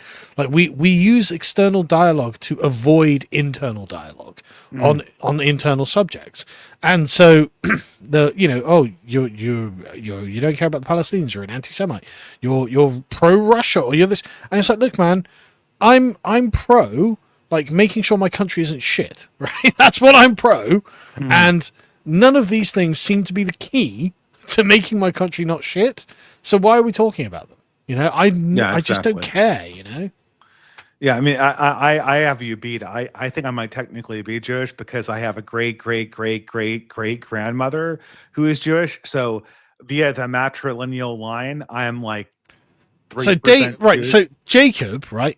My surname is a slave name, not a Jewish name, right? Because my grandfather came from St. Helena, and at some point in his lineage, he would have been a slave to a man called Benjamin, being a Christian first name. Because what the freed slaves would do is take their former master's first name as their surname. And so actually, there are lots of black people in Britain called Benjamin. I just happen to have been race mixed into becoming white. But that's where my surname comes from. St. Helena, the final resting place of Napoleon Bonaparte, if I'm not mistaken, right? It absolutely is. That was the last island, right? Not the first one. No, that was Elba, yeah. Elba was the first one. I tell you, it was so optimistic. We'll just put them on an island in the Mediterranean. It'll be fine, bro. Are you mental? What are you doing? Why are you doing that? Obviously it's like throwing Brer Rabbit into the briar patch. Napoleon came from an island in the Mediterranean. Yeah, exactly. He was a Corsican, right? I'm sure he won't escape this. And it's like, you've given him a boat. Anyway. Okay, so Johnny Medler says, my two favorite commenters, Dave, convince Carl that America needs a Jacobite monarchy. Well, America needs a Jacobite monarchy. England needs a Jacobite monarchy. Happy independence from the Windsor usurpers and their parliamentarian puppet masters. Yes, it's still not too late to put the Stuarts back on the throne, Carl, and do away with this parliamentary nonsense once and for all. Honestly, the only king I recognize is the House of Godwinson. So, Godwinson. Oh my God, is that pre William the Conqueror? What's Godwinson? Yeah, that's pre William the Conqueror. Yeah. Edward the Confessor. Harold Godwin. Sorry, the House of Godwin, I should say. Oh, okay, so was Edward the Confessor was the last one? Was that the? No. Edward the Confessor was the last of the House of Wessex. Okay, but he didn't have an issue. So Harold Godwinson was a very powerful earl at the time, and he became king because he was a powerful earl. And then William invaded, and also Harold Hardrada invaded. He defeated Hardrada but lost to William. And so if I could go back in time, I'd go back and be like, listen, man, just give it a week. Raise some more men. Give it a week. And when they want to charge down after a man, just make sure they stand on top of the fucking hill. We won't have crying counselors of the exchequer if we don't have an exchequer. And yeah. Well, we'd probably still end up with an exchequer, but it'll be a bit different. But anyway, yeah. If that's Johnny Medlar from was it Boston? I think I went over there way back when on Independence Day. Hey man, how you doing? Hope you're doing well. Yeah. I hope to see. We might be able to see fireworks across the. We can see America, so I'm thinking maybe we'll see fireworks from across the ocean from where I am right now. Shit, I just had an unpleasant remembrance. King Charles is actually descended from Harold Godwinson and William the Conqueror. Yeah. But no, he's descended from both sides. So actually, we've got the king that we deserve, I think. Yeah, well, he's definitely maybe William. Is there my wife is a big Royals fan, along with a lot of American women are. Well, she's not American; she's Canadian, so she's New World women then. Okay, yeah. So, but different because the Queens were, I guess, the Queen used to be on our currency. Are they going to put Charles on our currency in Canada? Is this actually going to happen? Okay, Scots, right? I guess. I mean, I don't know. It seems like it seems really weird if I pay Canadian money and say Charles on there. But is there a chance of a based William monarchy? Is that something that could possibly happen? I really doubt it. You know, he's not going to be like rise up Anglo-Saxons. I really doubt it. You know, The funny thing is, though, so since the English Civil War, the king, it's the king in Parliament, but the Parliament has definitely held predominance over the king, right? Mm-hmm. And the English Civil War established the supremacy of Parliament. But Parliament has degenerated to such a degree that if the king said, look, right, actually, the army swears allegiance to me, I'm dissolving this Parliament, and I'm not reconvening it, I'm making this a personal government of England now, of Britain, and I'm going to do as I please. Basically, the parliamentarians would have to raise an army of their own, right? Yeah. And there is absolutely no one in this fucking country who would fight for Parliament. Everyone hates Parliament. You can't just waltz into Oxford like Oliver Cromwell and then immediately create an army of millions, right? Exactly. You can't just create a new model army because there's just no one who's going to side with the Parliament. Like, they would have to go to, like, the Muslim community or something. You know, go ask the LGBT they might, community. Actually, yeah. You know? That would, if I were a parliamentarian, that would be scary, though, wouldn't it?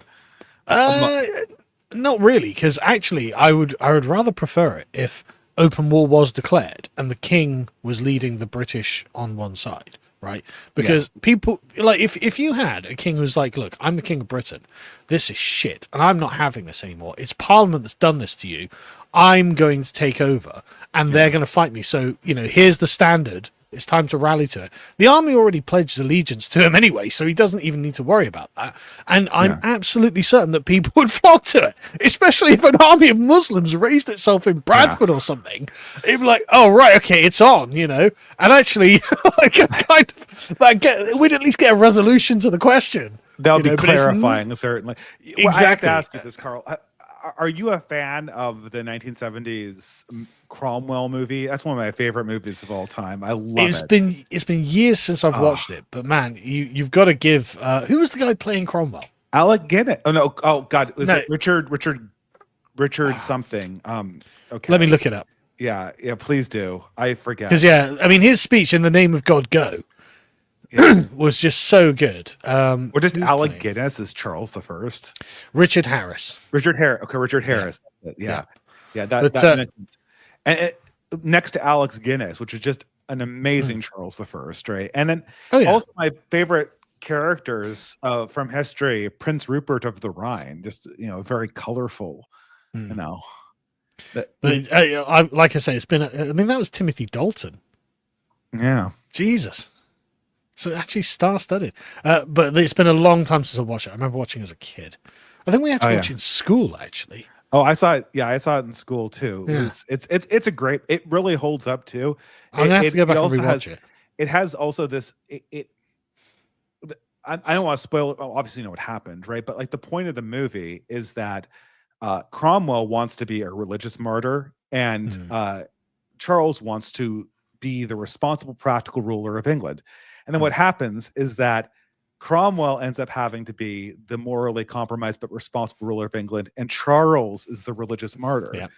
Yeah. So like they completely switch places in their aspirations, and Charles becomes more. I mean, he does die a martyr to. He's one of the few people that, to my knowledge, that dies a martyr to this, specifically to the Anglican faith and no others, because he was offered leniency in exchange for compromises to Parliament in terms of the religious observance to Anglicanism. I read a book about a chap called John Lilburn, who was the freeborn Englishman. Who was kind of like a Tommy Robinson figure in his day. Like he fought in the New Model Army, and he was constantly getting in trouble with Parliament. Although They were supposed to be on his side, basically. And he eventually kind of gets himself out of it, but it's a long thing. He's, because the arguments are about the levelers and whatnot, about how basically are they going to be proper communists or not. And he actually sides on the answer of no, but he's constantly a thorn in the side of the parliament. And part of the book describes how Charles basically marched himself to the gallows by refusing to bend on this, and it was very interesting. I mean, because the Parliament didn't want to put him to death. They didn't want to put him to death, but Charles just would not compromise. And so, okay, well, there we go. It just, I could read. And the other thing is, the English Civil War is something that I felt I've read a lot of great books on and seen a lot of great movies. I cannot find an equivalently good book on the 30 Years' War, and I have looked really hard. Apparently just no one's in a very good treat, and they're very similar wars. They're in many ways the mirror image of each other in the way that World War II was to World War One. But it's 30 Years' War with Duke of Marlborough. It's John Churchill, right? 30 Years' War. Mostly 30 Years' War. I always assume happened mostly in Germany. No, it did. I know that there were English participants, but I always I'm thinking of one afterwards. I think 7 Years' War. I think it's probably there. Man, there have been a lot of wars in this period. For anyone watching who's like, "What, you don't know this?" Yeah, dude, there are loads of fucking wars. Let me check. Well, 30 Years' War was definitely like the continental version of the English Civil War. Yeah. So Churchill is essentially the generation after this. Ah, okay.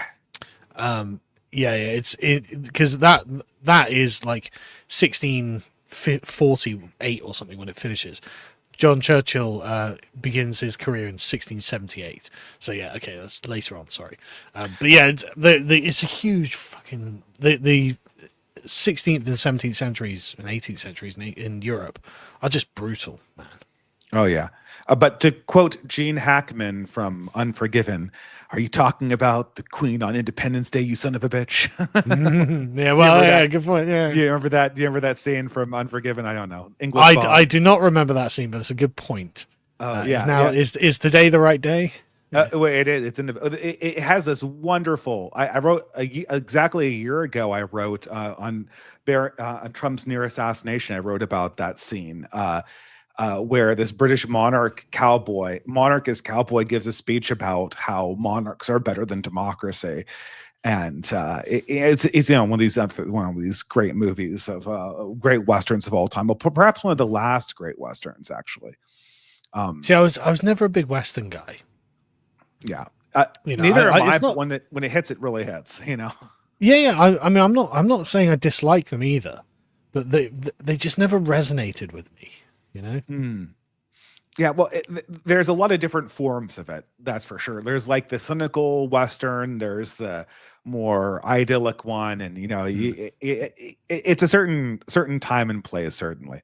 I'll keep on going with the super chats though. Johnny Medler says, we'll settle for Augustus Caesar Baron Trump. I guess we will have to eventually. I don't know, someone compared Baron Trump to Fade Rothu from Dune. I don't know if the comparison. I think that might be more apt comparison. I mean, it sounds quite unflattering though. So. Oh yeah, it does. And oh man, my wife rewatched the Dune movie. I can't get through the second Dune movie. That the visuals are awesome. The script is not. I actually kind of enjoyed it. I've got to be honest. I thought the first one was very plodding. Yeah. But the second one, the pace is much better. And I didn't think the script was, it wasn't that bad. And ultimately the story of it was the white man cucking Zendaya and choosing the princess and just winning everything by being essentially toxically masculine and a hero. So, I mean... Well, if you know the sequels, then you know that he doesn't really cuck her that much. I read Dune when I was about 14. I did not understand it. And so it's been a long time. I can't remember how it plays out. Yeah. His heirs come from the girl boss, not the not space eugenics princess, much to the chagrin of the Imperium.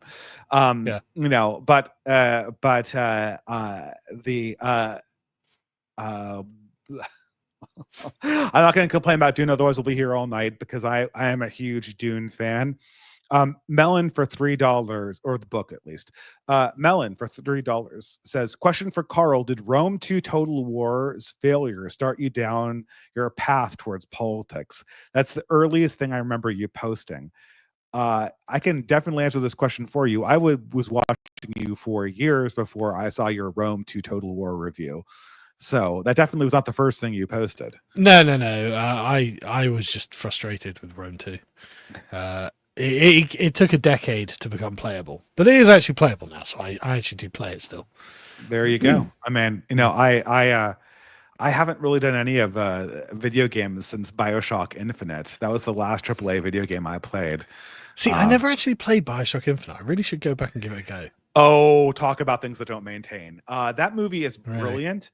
It is also absolutely political propaganda of the worst possible variety. That's in 2013, you could kind of like look past it, but knowing what happened in the last decade, it is impossible to not see that movie as like a disgusting movie. Man, is it a game or a movie? I thought it was a game. Oh, I'm sorry. Well, it might as well be a movie. It's a game. It's a game that really should be a movie. Right.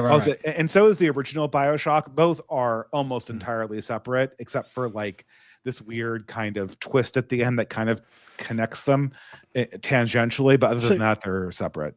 Yeah. The thing is, I'm kind of in favor of going back and doing it because of the context now, right? Because I understand it's very Randian. It's all about.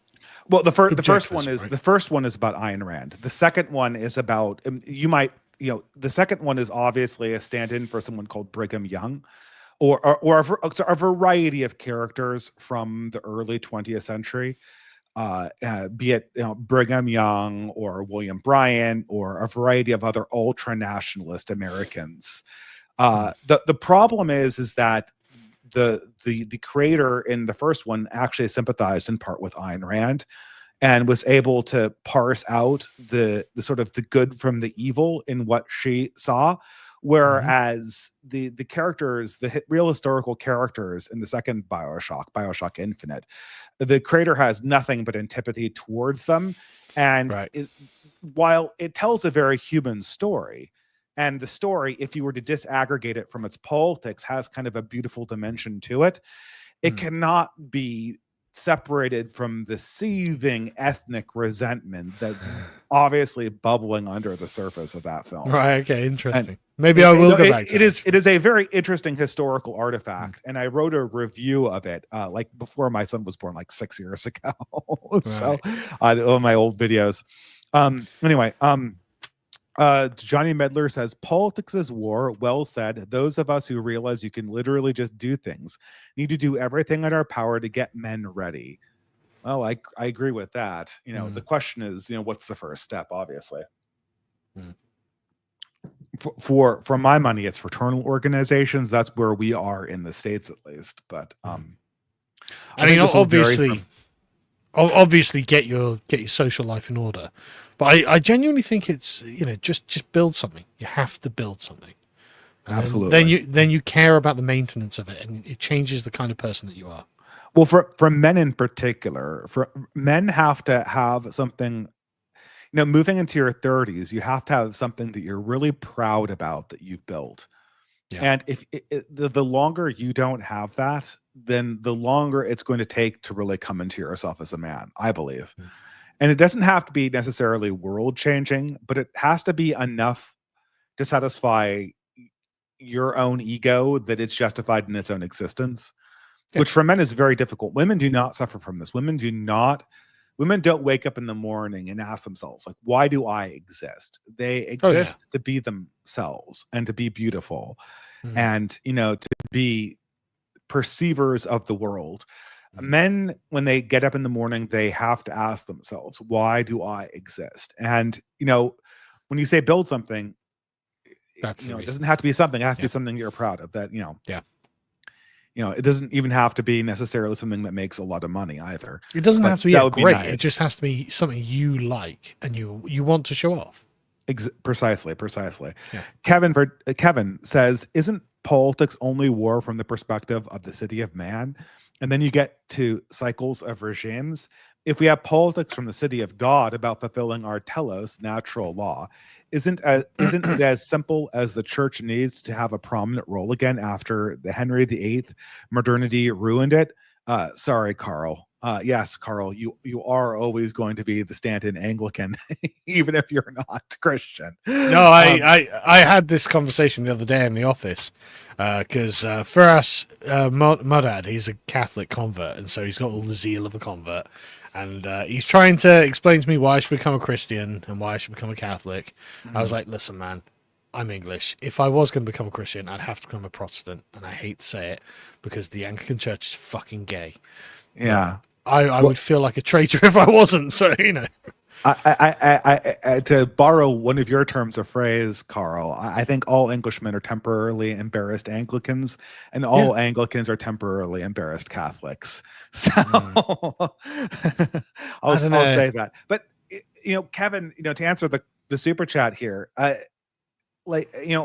politics is war, and Christians are supposed to be having something called spiritual warfare, and I don't think these things are so separable. The city of God is, to the extent that it has politics, just means that the city of God is waging war on the city of man, and all wars are wars of belief. That's one of my number one personal guiding beliefs of my approach to politics. What we are ultimately the Lorgar theory of politics. Exactly, it's the Lorgar theory of politics. I agree with it completely. Yeah, I really agree with it. It is absolutely, that's how all great wars are heresies. That's either that or they're brothers' wars that have to do with caste systems, which are kind of more internal. But all wars are essentially heresies. And can I give a really great example of this? Sure. It's World War II. Yeah. Right. Well, World War II is the ultimate heresy in liberalism. This is why the liberals and the communists share the same goal. Right. Their goal is to liberate man from the unchosen bonds of society, bring him about into the end of history where there are no unchosen obligations. Both liberalism and communism share this goal. They go about it in radically different ways, but this is the purpose of the state. Right. The liberal state and the communist state justify themselves both through the same telos. They both use the same rhetoric. They both use the same moral values. And the fascist state takes the liberal state and says, no, actually, we don't have to do that. And that's why Winston Churchill's like, fuck, this has to die, this has to die, this has to die. Yeah. And this is why Adolf Hitler is the great evil. That the liberal state is justified in bringing about the end of history. That's the only justification it has, right? All of its justifications about bringing forth the end of history.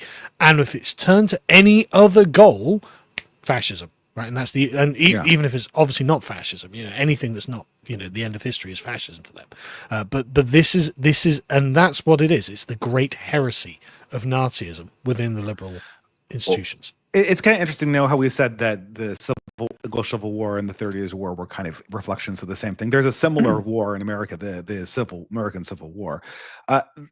I'm pretty convinced that these wars started as just wars between states or wars between countries or I guess nations in Europe. What's so odd is they became religious wars after the fact. Like there were people in the American Civil War that were fighting against the Confederacy as religious fanatics. If you doubt me, go read the lyrics to Battle Hymn of the Republic. Yeah. And the abolitionists certainly were crusaders. But the for most people fighting the American Civil War, it was really a competition between the states, fighting for pride, fighting for resources, fighting for political domination. But then after the war was won, it became more and more apparent that the religious dimension of the war, the ethical dimension of the war became more and more and more prominent. And the same thing was true to a large degree for World War II, where I'm going to interrupt you there because Churchill was writing about Hitler and Nazism before World War II started. He saw in them a fundamentally non-liberal issue. Obviously, he wasn't a fan of communism or anything like that, but he took particular exception to Hitler because I think in him he saw that the liberal justification of the state, which is to essentially do the things that they think will bring about as close to the end of history that is possible. The state's power can be put to a different goal entirely, right? Yes. But that makes the state, as Gentili put it, an ethical state, a state with an agenda of its own, a will of its own, that isn't the natural bringing forth of the liberal order, right? Of the liberal Whig version of history, right? And so that turns the state into something truly dangerous. I mean, truly monstrous. And so Churchill isn't wrong to describe what Hitler is doing in that way as something genuinely monstrous, and to approach it with the zeal of a crusader, right? Because everyone's like, well, why couldn't they just make peace with the Nazis? It's like, because this was a fucking heresy. This is like asking, why can't Pope Innocent III just make peace with the Cathars? It's like, which mean, he's like, no, they have to be stamped out. Right, and it was the same crusading spirit that got into the liberal West regarding the Nazis, because they were like, but that's not what the state's for, on a spiritual level for them. But that to me only makes it more like the American Civil War, because people were asking Lincoln the same thing about why couldn't you make peace with the Confederacy? Yeah, why are you such a spurg? Yeah, because if you did, then then America wouldn't be wouldn't be the empire of liberty across North America. There would be rival interpretations of the good inside the North American continent, which is like unacceptable. And moreover, you're essentially morally validating your antonym, right? You're saying actually not just a different way of life is possible, but the opposite way of life is just as morally valid as our way of life, because we tolerate it, right? And if we tolerate it, then we must have some acceptance of it. And this is why, you just can't accept it. So they have to go until the very end of that enemy regime, literally because it's a heresy.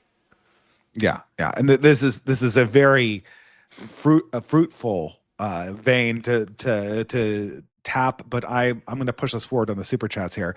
Astrodial Assassin says, I get it. You have your own boss, so women will respect you. It's why I started selling crystal meth. Well, actually, that's not. If you just want women, selling drugs is probably apparently gets you loads of women. It will get you loads and loads of women. I have never met a drug dealer who was not very popular with the ladies. But it's still totally immoral. It's still totally immoral. Don't do it. I hate drugs and I hate drug dealers. But it will definitely take care of your woman problem. I'll say you'll have 99 problems with God, but a woman won't be one. The problems won't just be with God either. You'll have loads of temporal problems, but women won't be one of them. Yeah, exactly. Yeah. Well, maybe oftentimes being popular with women creates more problems than having them non-existent. But I won't get into that, or non-existent in your life. Coney Current Year says Anglo-American traded their racial heritage and king for a piece of paper. By severing themselves from tradition and order, they slowly are dwindling away, as Brooks Adams predicted. I'm going to continue on with the second part of the super chat. Canadian Anglo-descended population will survive the coming crisis far better intact, thanks to their better sense of identity, who they are as a people, more loyal to European civilization. I have been told this is true by my friend Black Horse, but I know very few old stock Anglo-Canadians. Everyone I know in Canada is a very, very recent immigrant from the late 19th and early 20th century at the absolute earliest. So I cannot say anything about this. I don't know. I mean, there's going to be a rediscovery of the Saxon identity, and I am here for it as someone of continental stock, so to speak. But any thoughts on that? I know you can't answer the Canadian stuff, Carl, but is there any evidence of kind of the middle class being more comfortable asserting their kind of traditional identity? I know this is obviously there's kind of fringe elements on the right, but I'm always expecting this great apostasy to occur, and it hasn't happened yet. So it's not even, I don't even know how fringe I'd call it, because the online right is very definitely having a very intense and loud conversation about identity. very, very loud, particularly the ethnic identity of the English, which is the one that's really in question over here. And the right is actually winning this debate as well against the centre right. The left isn't even trying to play along, really. They don't really. If the thing is, to the left, if they concede that there is a substantive English identity, no matter how it's constituted, then they concede that a group of people has a claim to a land called England, right? Yes. And so they don't want to get involved in this conversation at all. And I've literally never. I mean, the closest they come to getting involved is that there's no such thing as the English people or something like that, right? No one's English or something like that. So it's just flat denial. But the thing is, everyone knows the English exists. It's not a question we even need to answer now. The question that we need to answer is who is English and who is not, and it's done by ancestry. And so we're battering the centre right on that question at the moment, and because the left is basically, and not just the left, the sort of centre right, perennially wrong on the issue. Like Rishi Sunak is the best example because culturally he was raised in England, so he sounds like your average Englishman, but he's obviously an Indian man. So you know, they're like, well, Rishi Sunak's English, and it's like, look, you know, why did India, like, yay, there's the first English prime minister of, you know, no, he's an Indian, and everyone knows he's an Indian. You know, he says he celebrates Diwali. Yeah, exactly. The entire continent of India, you know, celebrated when he became prime minister. We know he's an Indian. Like, and the same with Kemi Badenoch. It's like, she's an African. She says, I'm a Yoruba. I'm not even a Nigerian. I'm a Yoruba. And we've got ethnic enemies in the north. It's like, right, okay. So if she takes over, do we have to worry about Nigerian ethnic enemies of the Yoruba tribe in the north? I mean, I need to know this, right? Like, this is actually going to be important to the country because they're a bunch of Islamic terrorists, apparently. So this is something that the left is just absconded completely because they can't win on this argument. They just can't win. And this will come around to haunt them eventually. I mean, it already is, but this isn't going. This problem isn't going anywhere. This is they think that this is like, oh, we just have to wait this out. We just have to wait this out, and then this problem will go away. Once the British become a minority, or once the America becomes a majority minority, this problem will go away. This problem is going nowhere. Even if this problem gets worse, it gets worse. Yeah. This problem will never go anywhere, and even if they do succeed in replacing the population in majority, it will still reassert itself in different ways. They will, and this will eventually be the end of the left in one way, shape, or form. There's no way to get around this problem. 100% agree. I'd just like to take a correction from the chat. Apparently, the ethnic enemies of the Yoruba are the Igbo in the southeast, not the north. My apologies. Ethnic troubles in Nigeria? Aren't most American slaves also Yoruba? I thought I was sure that was. No, well, I don't think so. I think the Nigerian tribes were the one capturing slaves and selling them from the interior. So hard to tell, frankly. I guess would probably have a very poor record of that. I mean, lots of that. So Nigeria isn't really a country. It's an artificial collection of ethnic groups, and they each have their own kingships or had their own kingships. And you can find articles about Nigerian kings who basically have not had a reckoning with their slave trading past because they were capturing the slaves, selling them to the Europeans, getting them shipped out. So I would suggest that probably no, but it's a very thorny and complex like milieu of different ethnicities. So I'm not entirely sure exactly, to be honest. But it's a parsing the difficulty of parsing African ethnic distinctions should be something that we are free of as much as possible. And because it is very difficult. Even Africans can't quite keep it straight. Astral Assassin says, Iran hired the cartel to kill Tom Holland as revenge. Why not? Who's Tom Holland again? I'm blanking. There's a historian called Tom Holland, but I doubt anyone's hiring a cartel to kill him. Yeah, Tom Holland is an English actor. That's all I can see from the Google. He's an English historian as well, but again, No one's hiring a cartel to kill him. He's not that interesting, frankly. I don't know if I should be thankful or bitter that they've stopped minting celebrities. All these new celebrities they've tried to make a thing, like Zendaya. Remember, I asked my wife, is Zendaya so popular? Oh no, we've all forgotten about her. These are so artificial that the second they stop pushing them, they completely fall off the cliff. Like Pedro Pascal, in 2 years, no one's gonna be talking about him. But what's interesting as well is that all of Hollywood's popular celebs just seem to be widely reviled as well. Like, what was the Snow White girl as well? Like, everyone just Rachel hates them. Ziegler? Is that it? Yeah, that's it. Yeah, that's it. Like, everyone just hates them. Everyone's sick of Pedro Pascal. You know, I saw a great tweet the other day. It had like 200,000 likes, and it's like, just, you know, Pedro Pascal announced as some new thing, and this person's just like, look, can someone just Me Too this guy already? And just, you know, just get it over with. We're so sick of him. And, you know, 200,000 likes. Like, these people are just not popular. Because I mean, when we were young, before the internet, like, celebrities had a kind of divine status, and they were genuinely beloved, actually, by a lot of people. And, you know, it's just, there was definitely a sort of cult of celebrity worship that just has evaporated in the era of the internet. Yeah, I mean, like the last celebrity I remember that was like new and people genuinely loved them was Amy Adams in America. I'm sure there was like, but that was like 15 years ago. Right? That was 15 years ago when she came on the scene.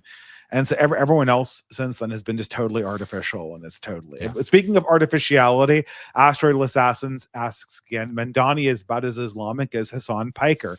Hassan Piker is like the perfect man for this particular moment in leftism, because all three branches of the left can project their desires on him. To communists, he's a communist. To lumpen third worldists, he's a lumpen third worldist. To the gay bugman, he's a gay bugman.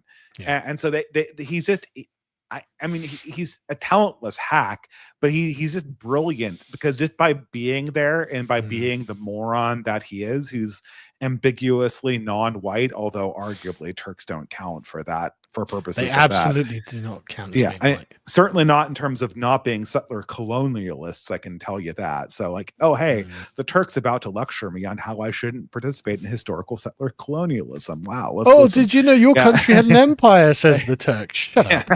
Exactly. Fucking cockroach, honestly. I don't know anybody who would rather be invaded by Janissaries than British Tom is. So, you know. Yeah. I mean, but in Europe, right, like all through the Middle Ages, just the Turk was just synonymous with despotic tyrant. Exactly, right? Yeah. Like it was just always, you know, oh well, the Ottoman Sultan, you don't want to be like that, do you? You know, like, and so when Americans are like, oh, but the king, it's like, you don't know what fucking despotism is. You know, don't give me this bullshit. You have no idea. You know. But you have to agree that like Hassan is just he's perfectly adapted for this. Oh, you're exactly right on that. You're exactly right. He is everything to all of the left at all times, and it's hilarious because he's just awful. like Natalie Wynn was perfectly adapted for 2017. Hassan Piker is perfectly adapted for 2025.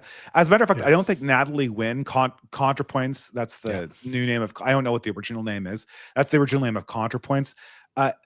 That character is not playing well in 2025 anymore. Like that. That's she doesn't past make its content. expiration date. Well, she. Well, yeah, I would say that individual. He, she, whatever, right? He, they, whatever. But like that image of the effeminate scold, like the effeminate irony, former atheist scolding you for liking the wrong thing, is that's just not what 2025 is, and the left knows that that's not selling, and so that. Like that product is out. I mean, are all the progressives now going to convert to Islam to be more like Hassan Piker, just like all the leftists tried to become trans to copy ContraPoints? We'll ContraPoints makes 2 videos a year. If that, Jesus. it's one video a year most of the time. One video a year is where we're at. 2 videos. It's one video a year and no public appearances, from what I can tell. Yeah. And what do they do with their time? What do they do with their time? Well, by their own admission, they have had several flings with drug addiction, which is, I don't want to I don't want to besmirch. I actually didn't they're mind playing again. ContraPoints on a personal level. Like actually, Yeah, that's actually not that. We could. There's there a are lot way of, worse. There are way way worse people than ContraPoints.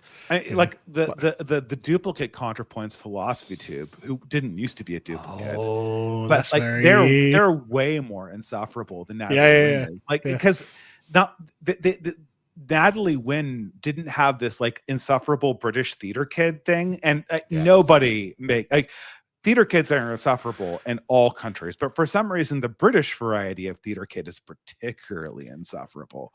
Because And they're upper class. yeah, and they don't even have to pretend that they have that weird British accent that all actors have, Yeah, right? but no, it's a class issue. It's a class issue. So these are they're upper middle class at the very least, and they want. I mean, do you remember when Philosophy Tube was like, "Yeah, I'm going on a rent strike in solidarity." It's like you earn fucking millions, bro. You know, don't you give me shit about a rent strike. You can afford your fucking rent. You know, fuck off. And then it's like, oh, I'm trans. Oh, look, I've got loads more patrons now. Oh, I'm being cast in Star Wars now. Yeah, lucky, because they weren't going to cast a straight white guy, were they? Oh, I know, right? Wow, incredible. You know. And, yeah. Anyway, we better not go on. But like, but that character, the thing is that ContraPoints has too much self-awareness to do that. Yes. One of the reasons why they produce so little content is because in 2016, when they produced content genuinely, they were speaking from the heart. They were genuinely relating their opinions. They can no longer genuinely talk about their opinions or whatever the pronouns opinions are because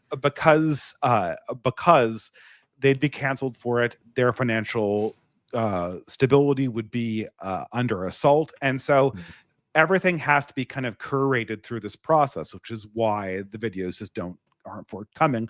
And when they do make videos, it's on things like Harry Potter and Twilight, like really cutting edge stuff. I need to hear the conversation about Twilight that I heard in undergraduate school in 2006.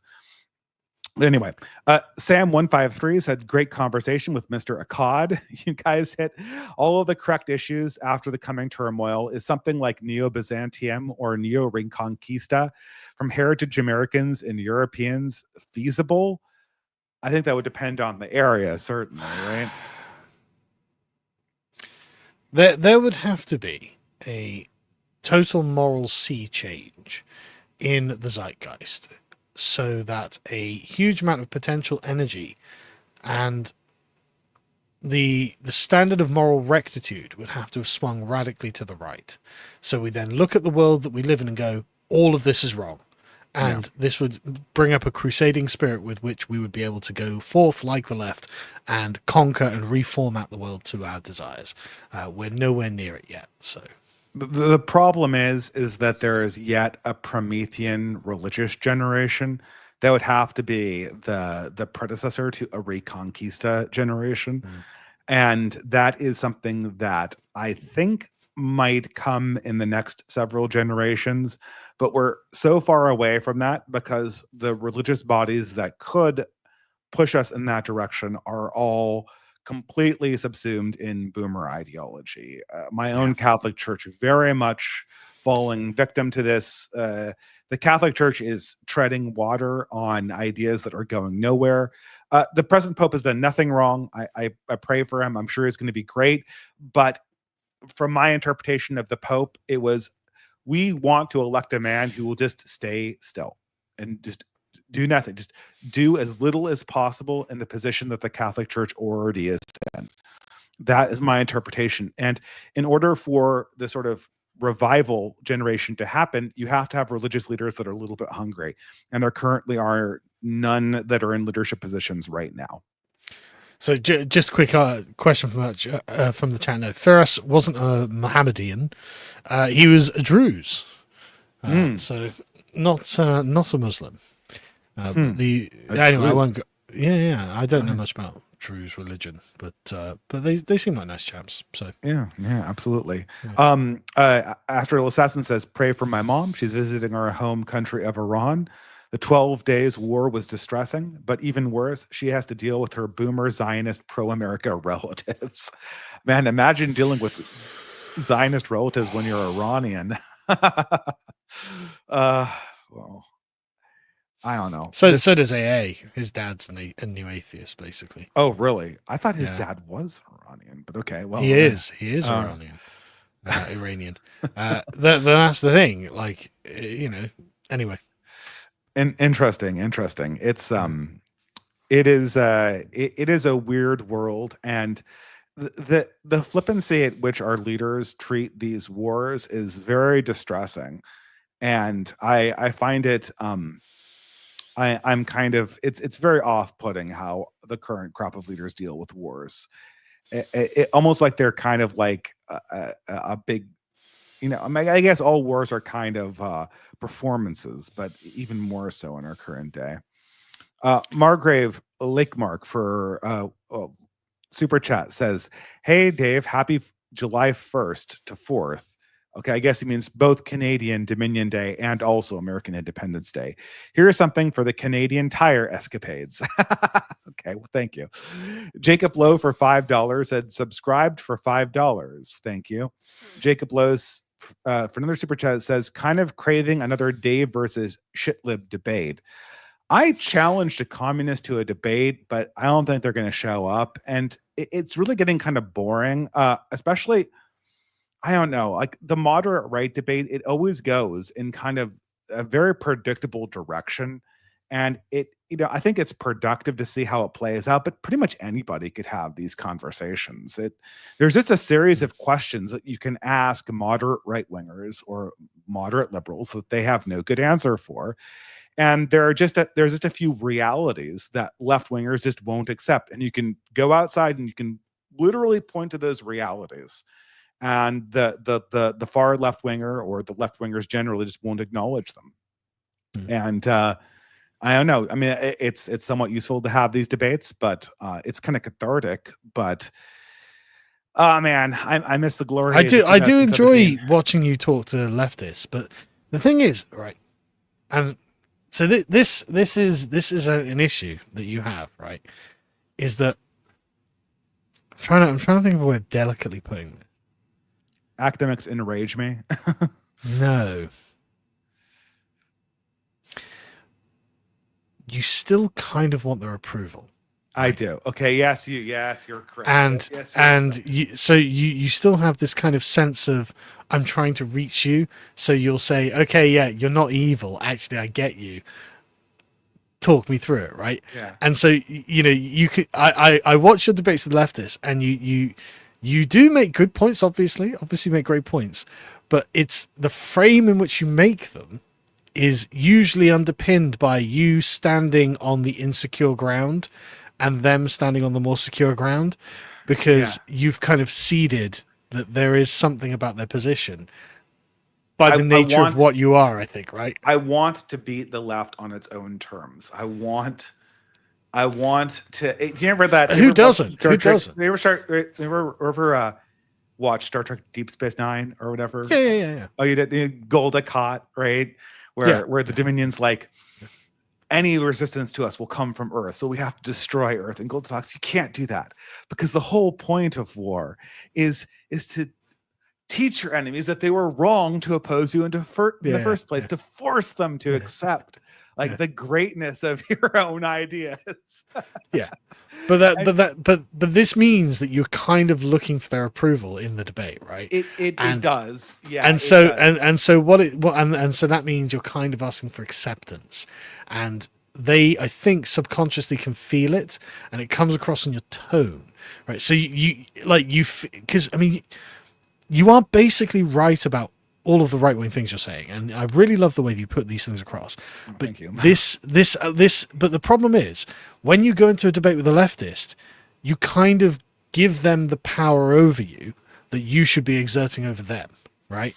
And honestly, and I say this with a lot of love, man. I say there's a lot of love, but you've got to kill that part of you that wants their acceptance. I promise you, and you'll do really well in the next. No, I can't not want Blue America to convert its religion to being that which is more wholesome. Like that is, I know. Yeah, I know. I mean, and it's unfortunate, because in all likelihood, like blue America is just destined for the dustbin of history. Like there's not Yeah. going to be, it's too far gone. It like there you could maybe rescue. They don't understand the words you're saying. They don't understand the language you're using. They don't understand the things you're appealing to. These things are outside of their scope of the horizon of their vision. You know, they're just like, what you know, I want Coomerism, you know. Yeah, exactly. You know, like, and you're saying, yeah, but maybe you could feel good about things without being on drugs or, you know, wanking to porn or whatever. And they have no idea what you're talking about. It's so funny though, because blue America, or America generally, unlike England, like it almost had an ethnogenesis. Like people never believe me when I say this, that California almost had like I believe it. I believe it. Like it was a place. There was a feeling of being a Californian.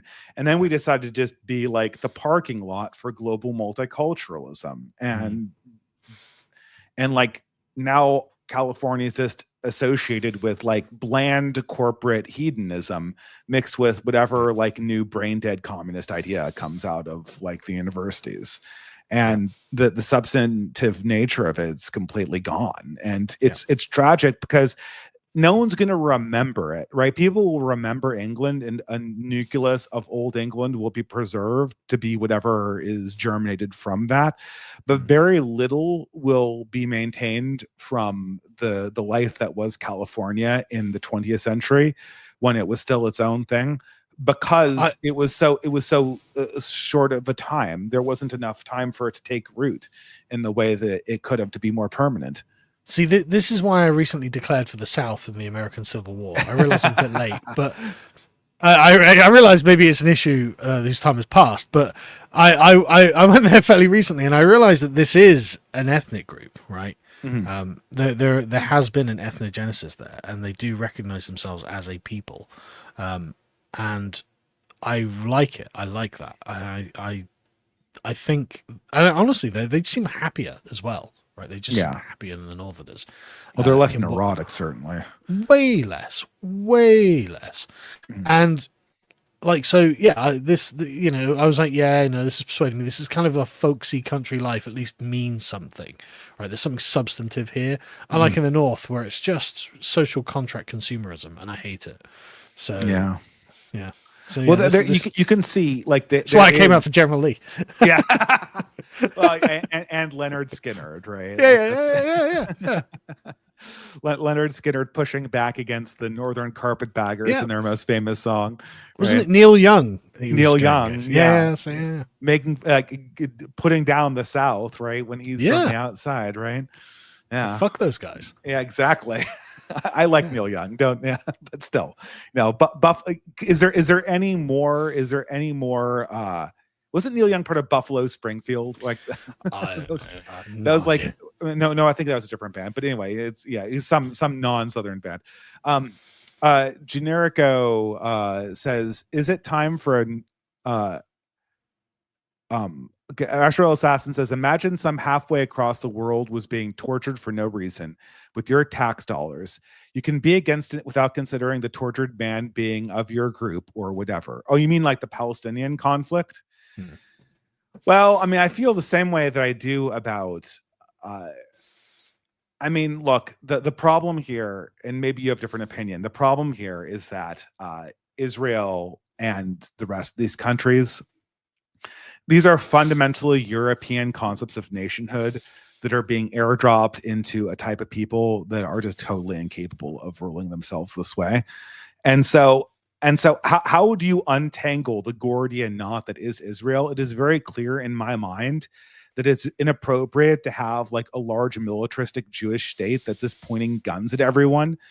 And that's an inappropriate way to run the Middle East. And what you really need is to have kind of like a confederacy patchwork ruled over by a king that is keeping the peace. That's the way to do it.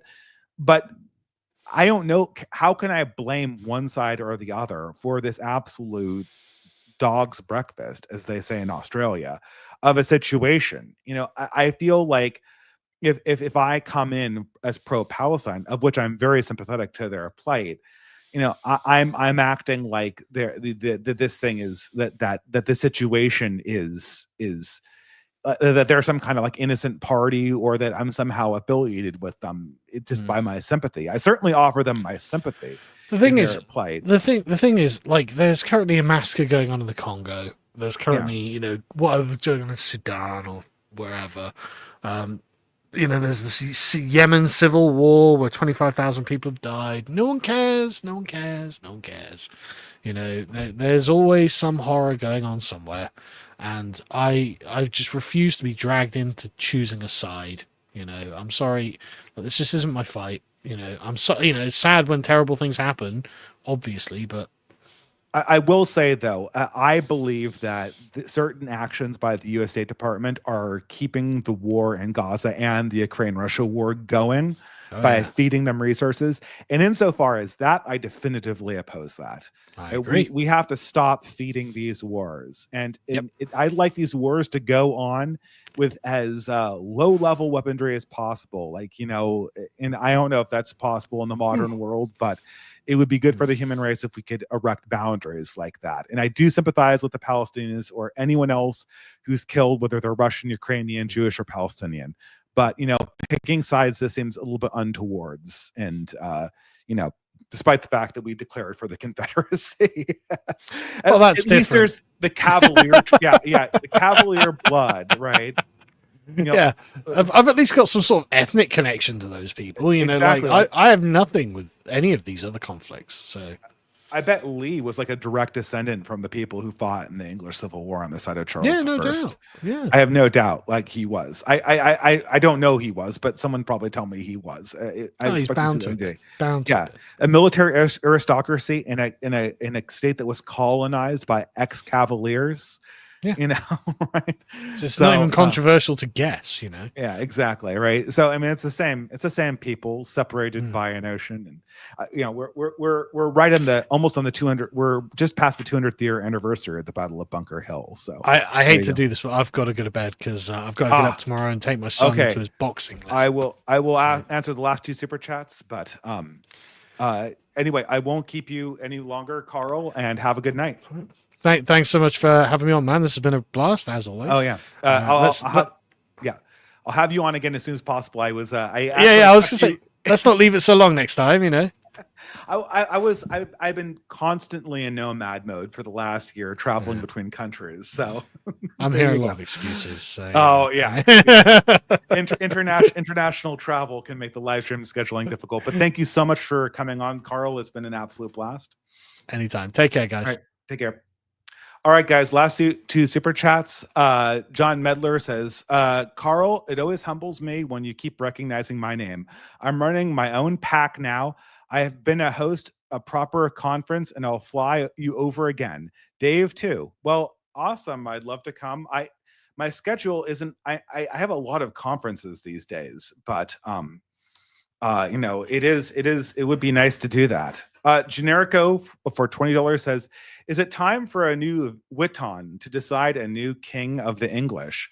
Well, there is the conference, the Witan, which is organized in England every year. And so I'd look into that, although I think we're very, very far away from electing a new king. And we're going to have to make do with the aristocracy we have and the kind that we pull up from the grassroots. Lastly, we have Generico for $10. The greatest tragedy of the American Revolution was the sundering of the Anglo peoples who should strive to become whole again. Yes, including Dave the German. Well, I mean, the Anglos and Germans have never been unified. Even under the Roman Empire, we were never unified. And as you can probably tell, I have a very Southern complexion about me. I'm not Prussian. So this whole thing. I mean, there obviously is in the coming realignment, there is going to be a re-understanding of ethnic loyalties and ethnic bonds, and I think that's going to bring Germans and English people closer together, and Americans and English closer together. I think it's a stretch to include groups like Israelis and Palestinians from very, very far across the world, especially when those groups have expressed so much antipathy towards the ancestral groups that we're talking about in the West. And and I wish them both well as fellow humans, and I hope that the horrific war is stopped, and that these people are able to come up with a more peaceful way of coexistence. But really, we're on the verge of our own destruction of our countries. We have to put our efforts to fighting back against that larger problem, and that has to be the direction of all of these things.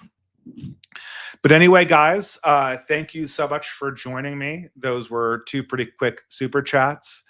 And yeah, it's been a great conversation with Carl. And thank you for joining me this 4th of July. I hope everyone in America has a happy Independence Day. We're almost at the 200th anniversary of the country. This is 199. And we'll see you all next year. I also will be resuming the podcast series now that I'm not constantly on a plane every other weekend. And I'll be having another Fiddler's Green podcast this coming Tuesday, I believe. So I hope to see you all there. Other than that, have a wonderful rest of the evening and a blessed rest of the week.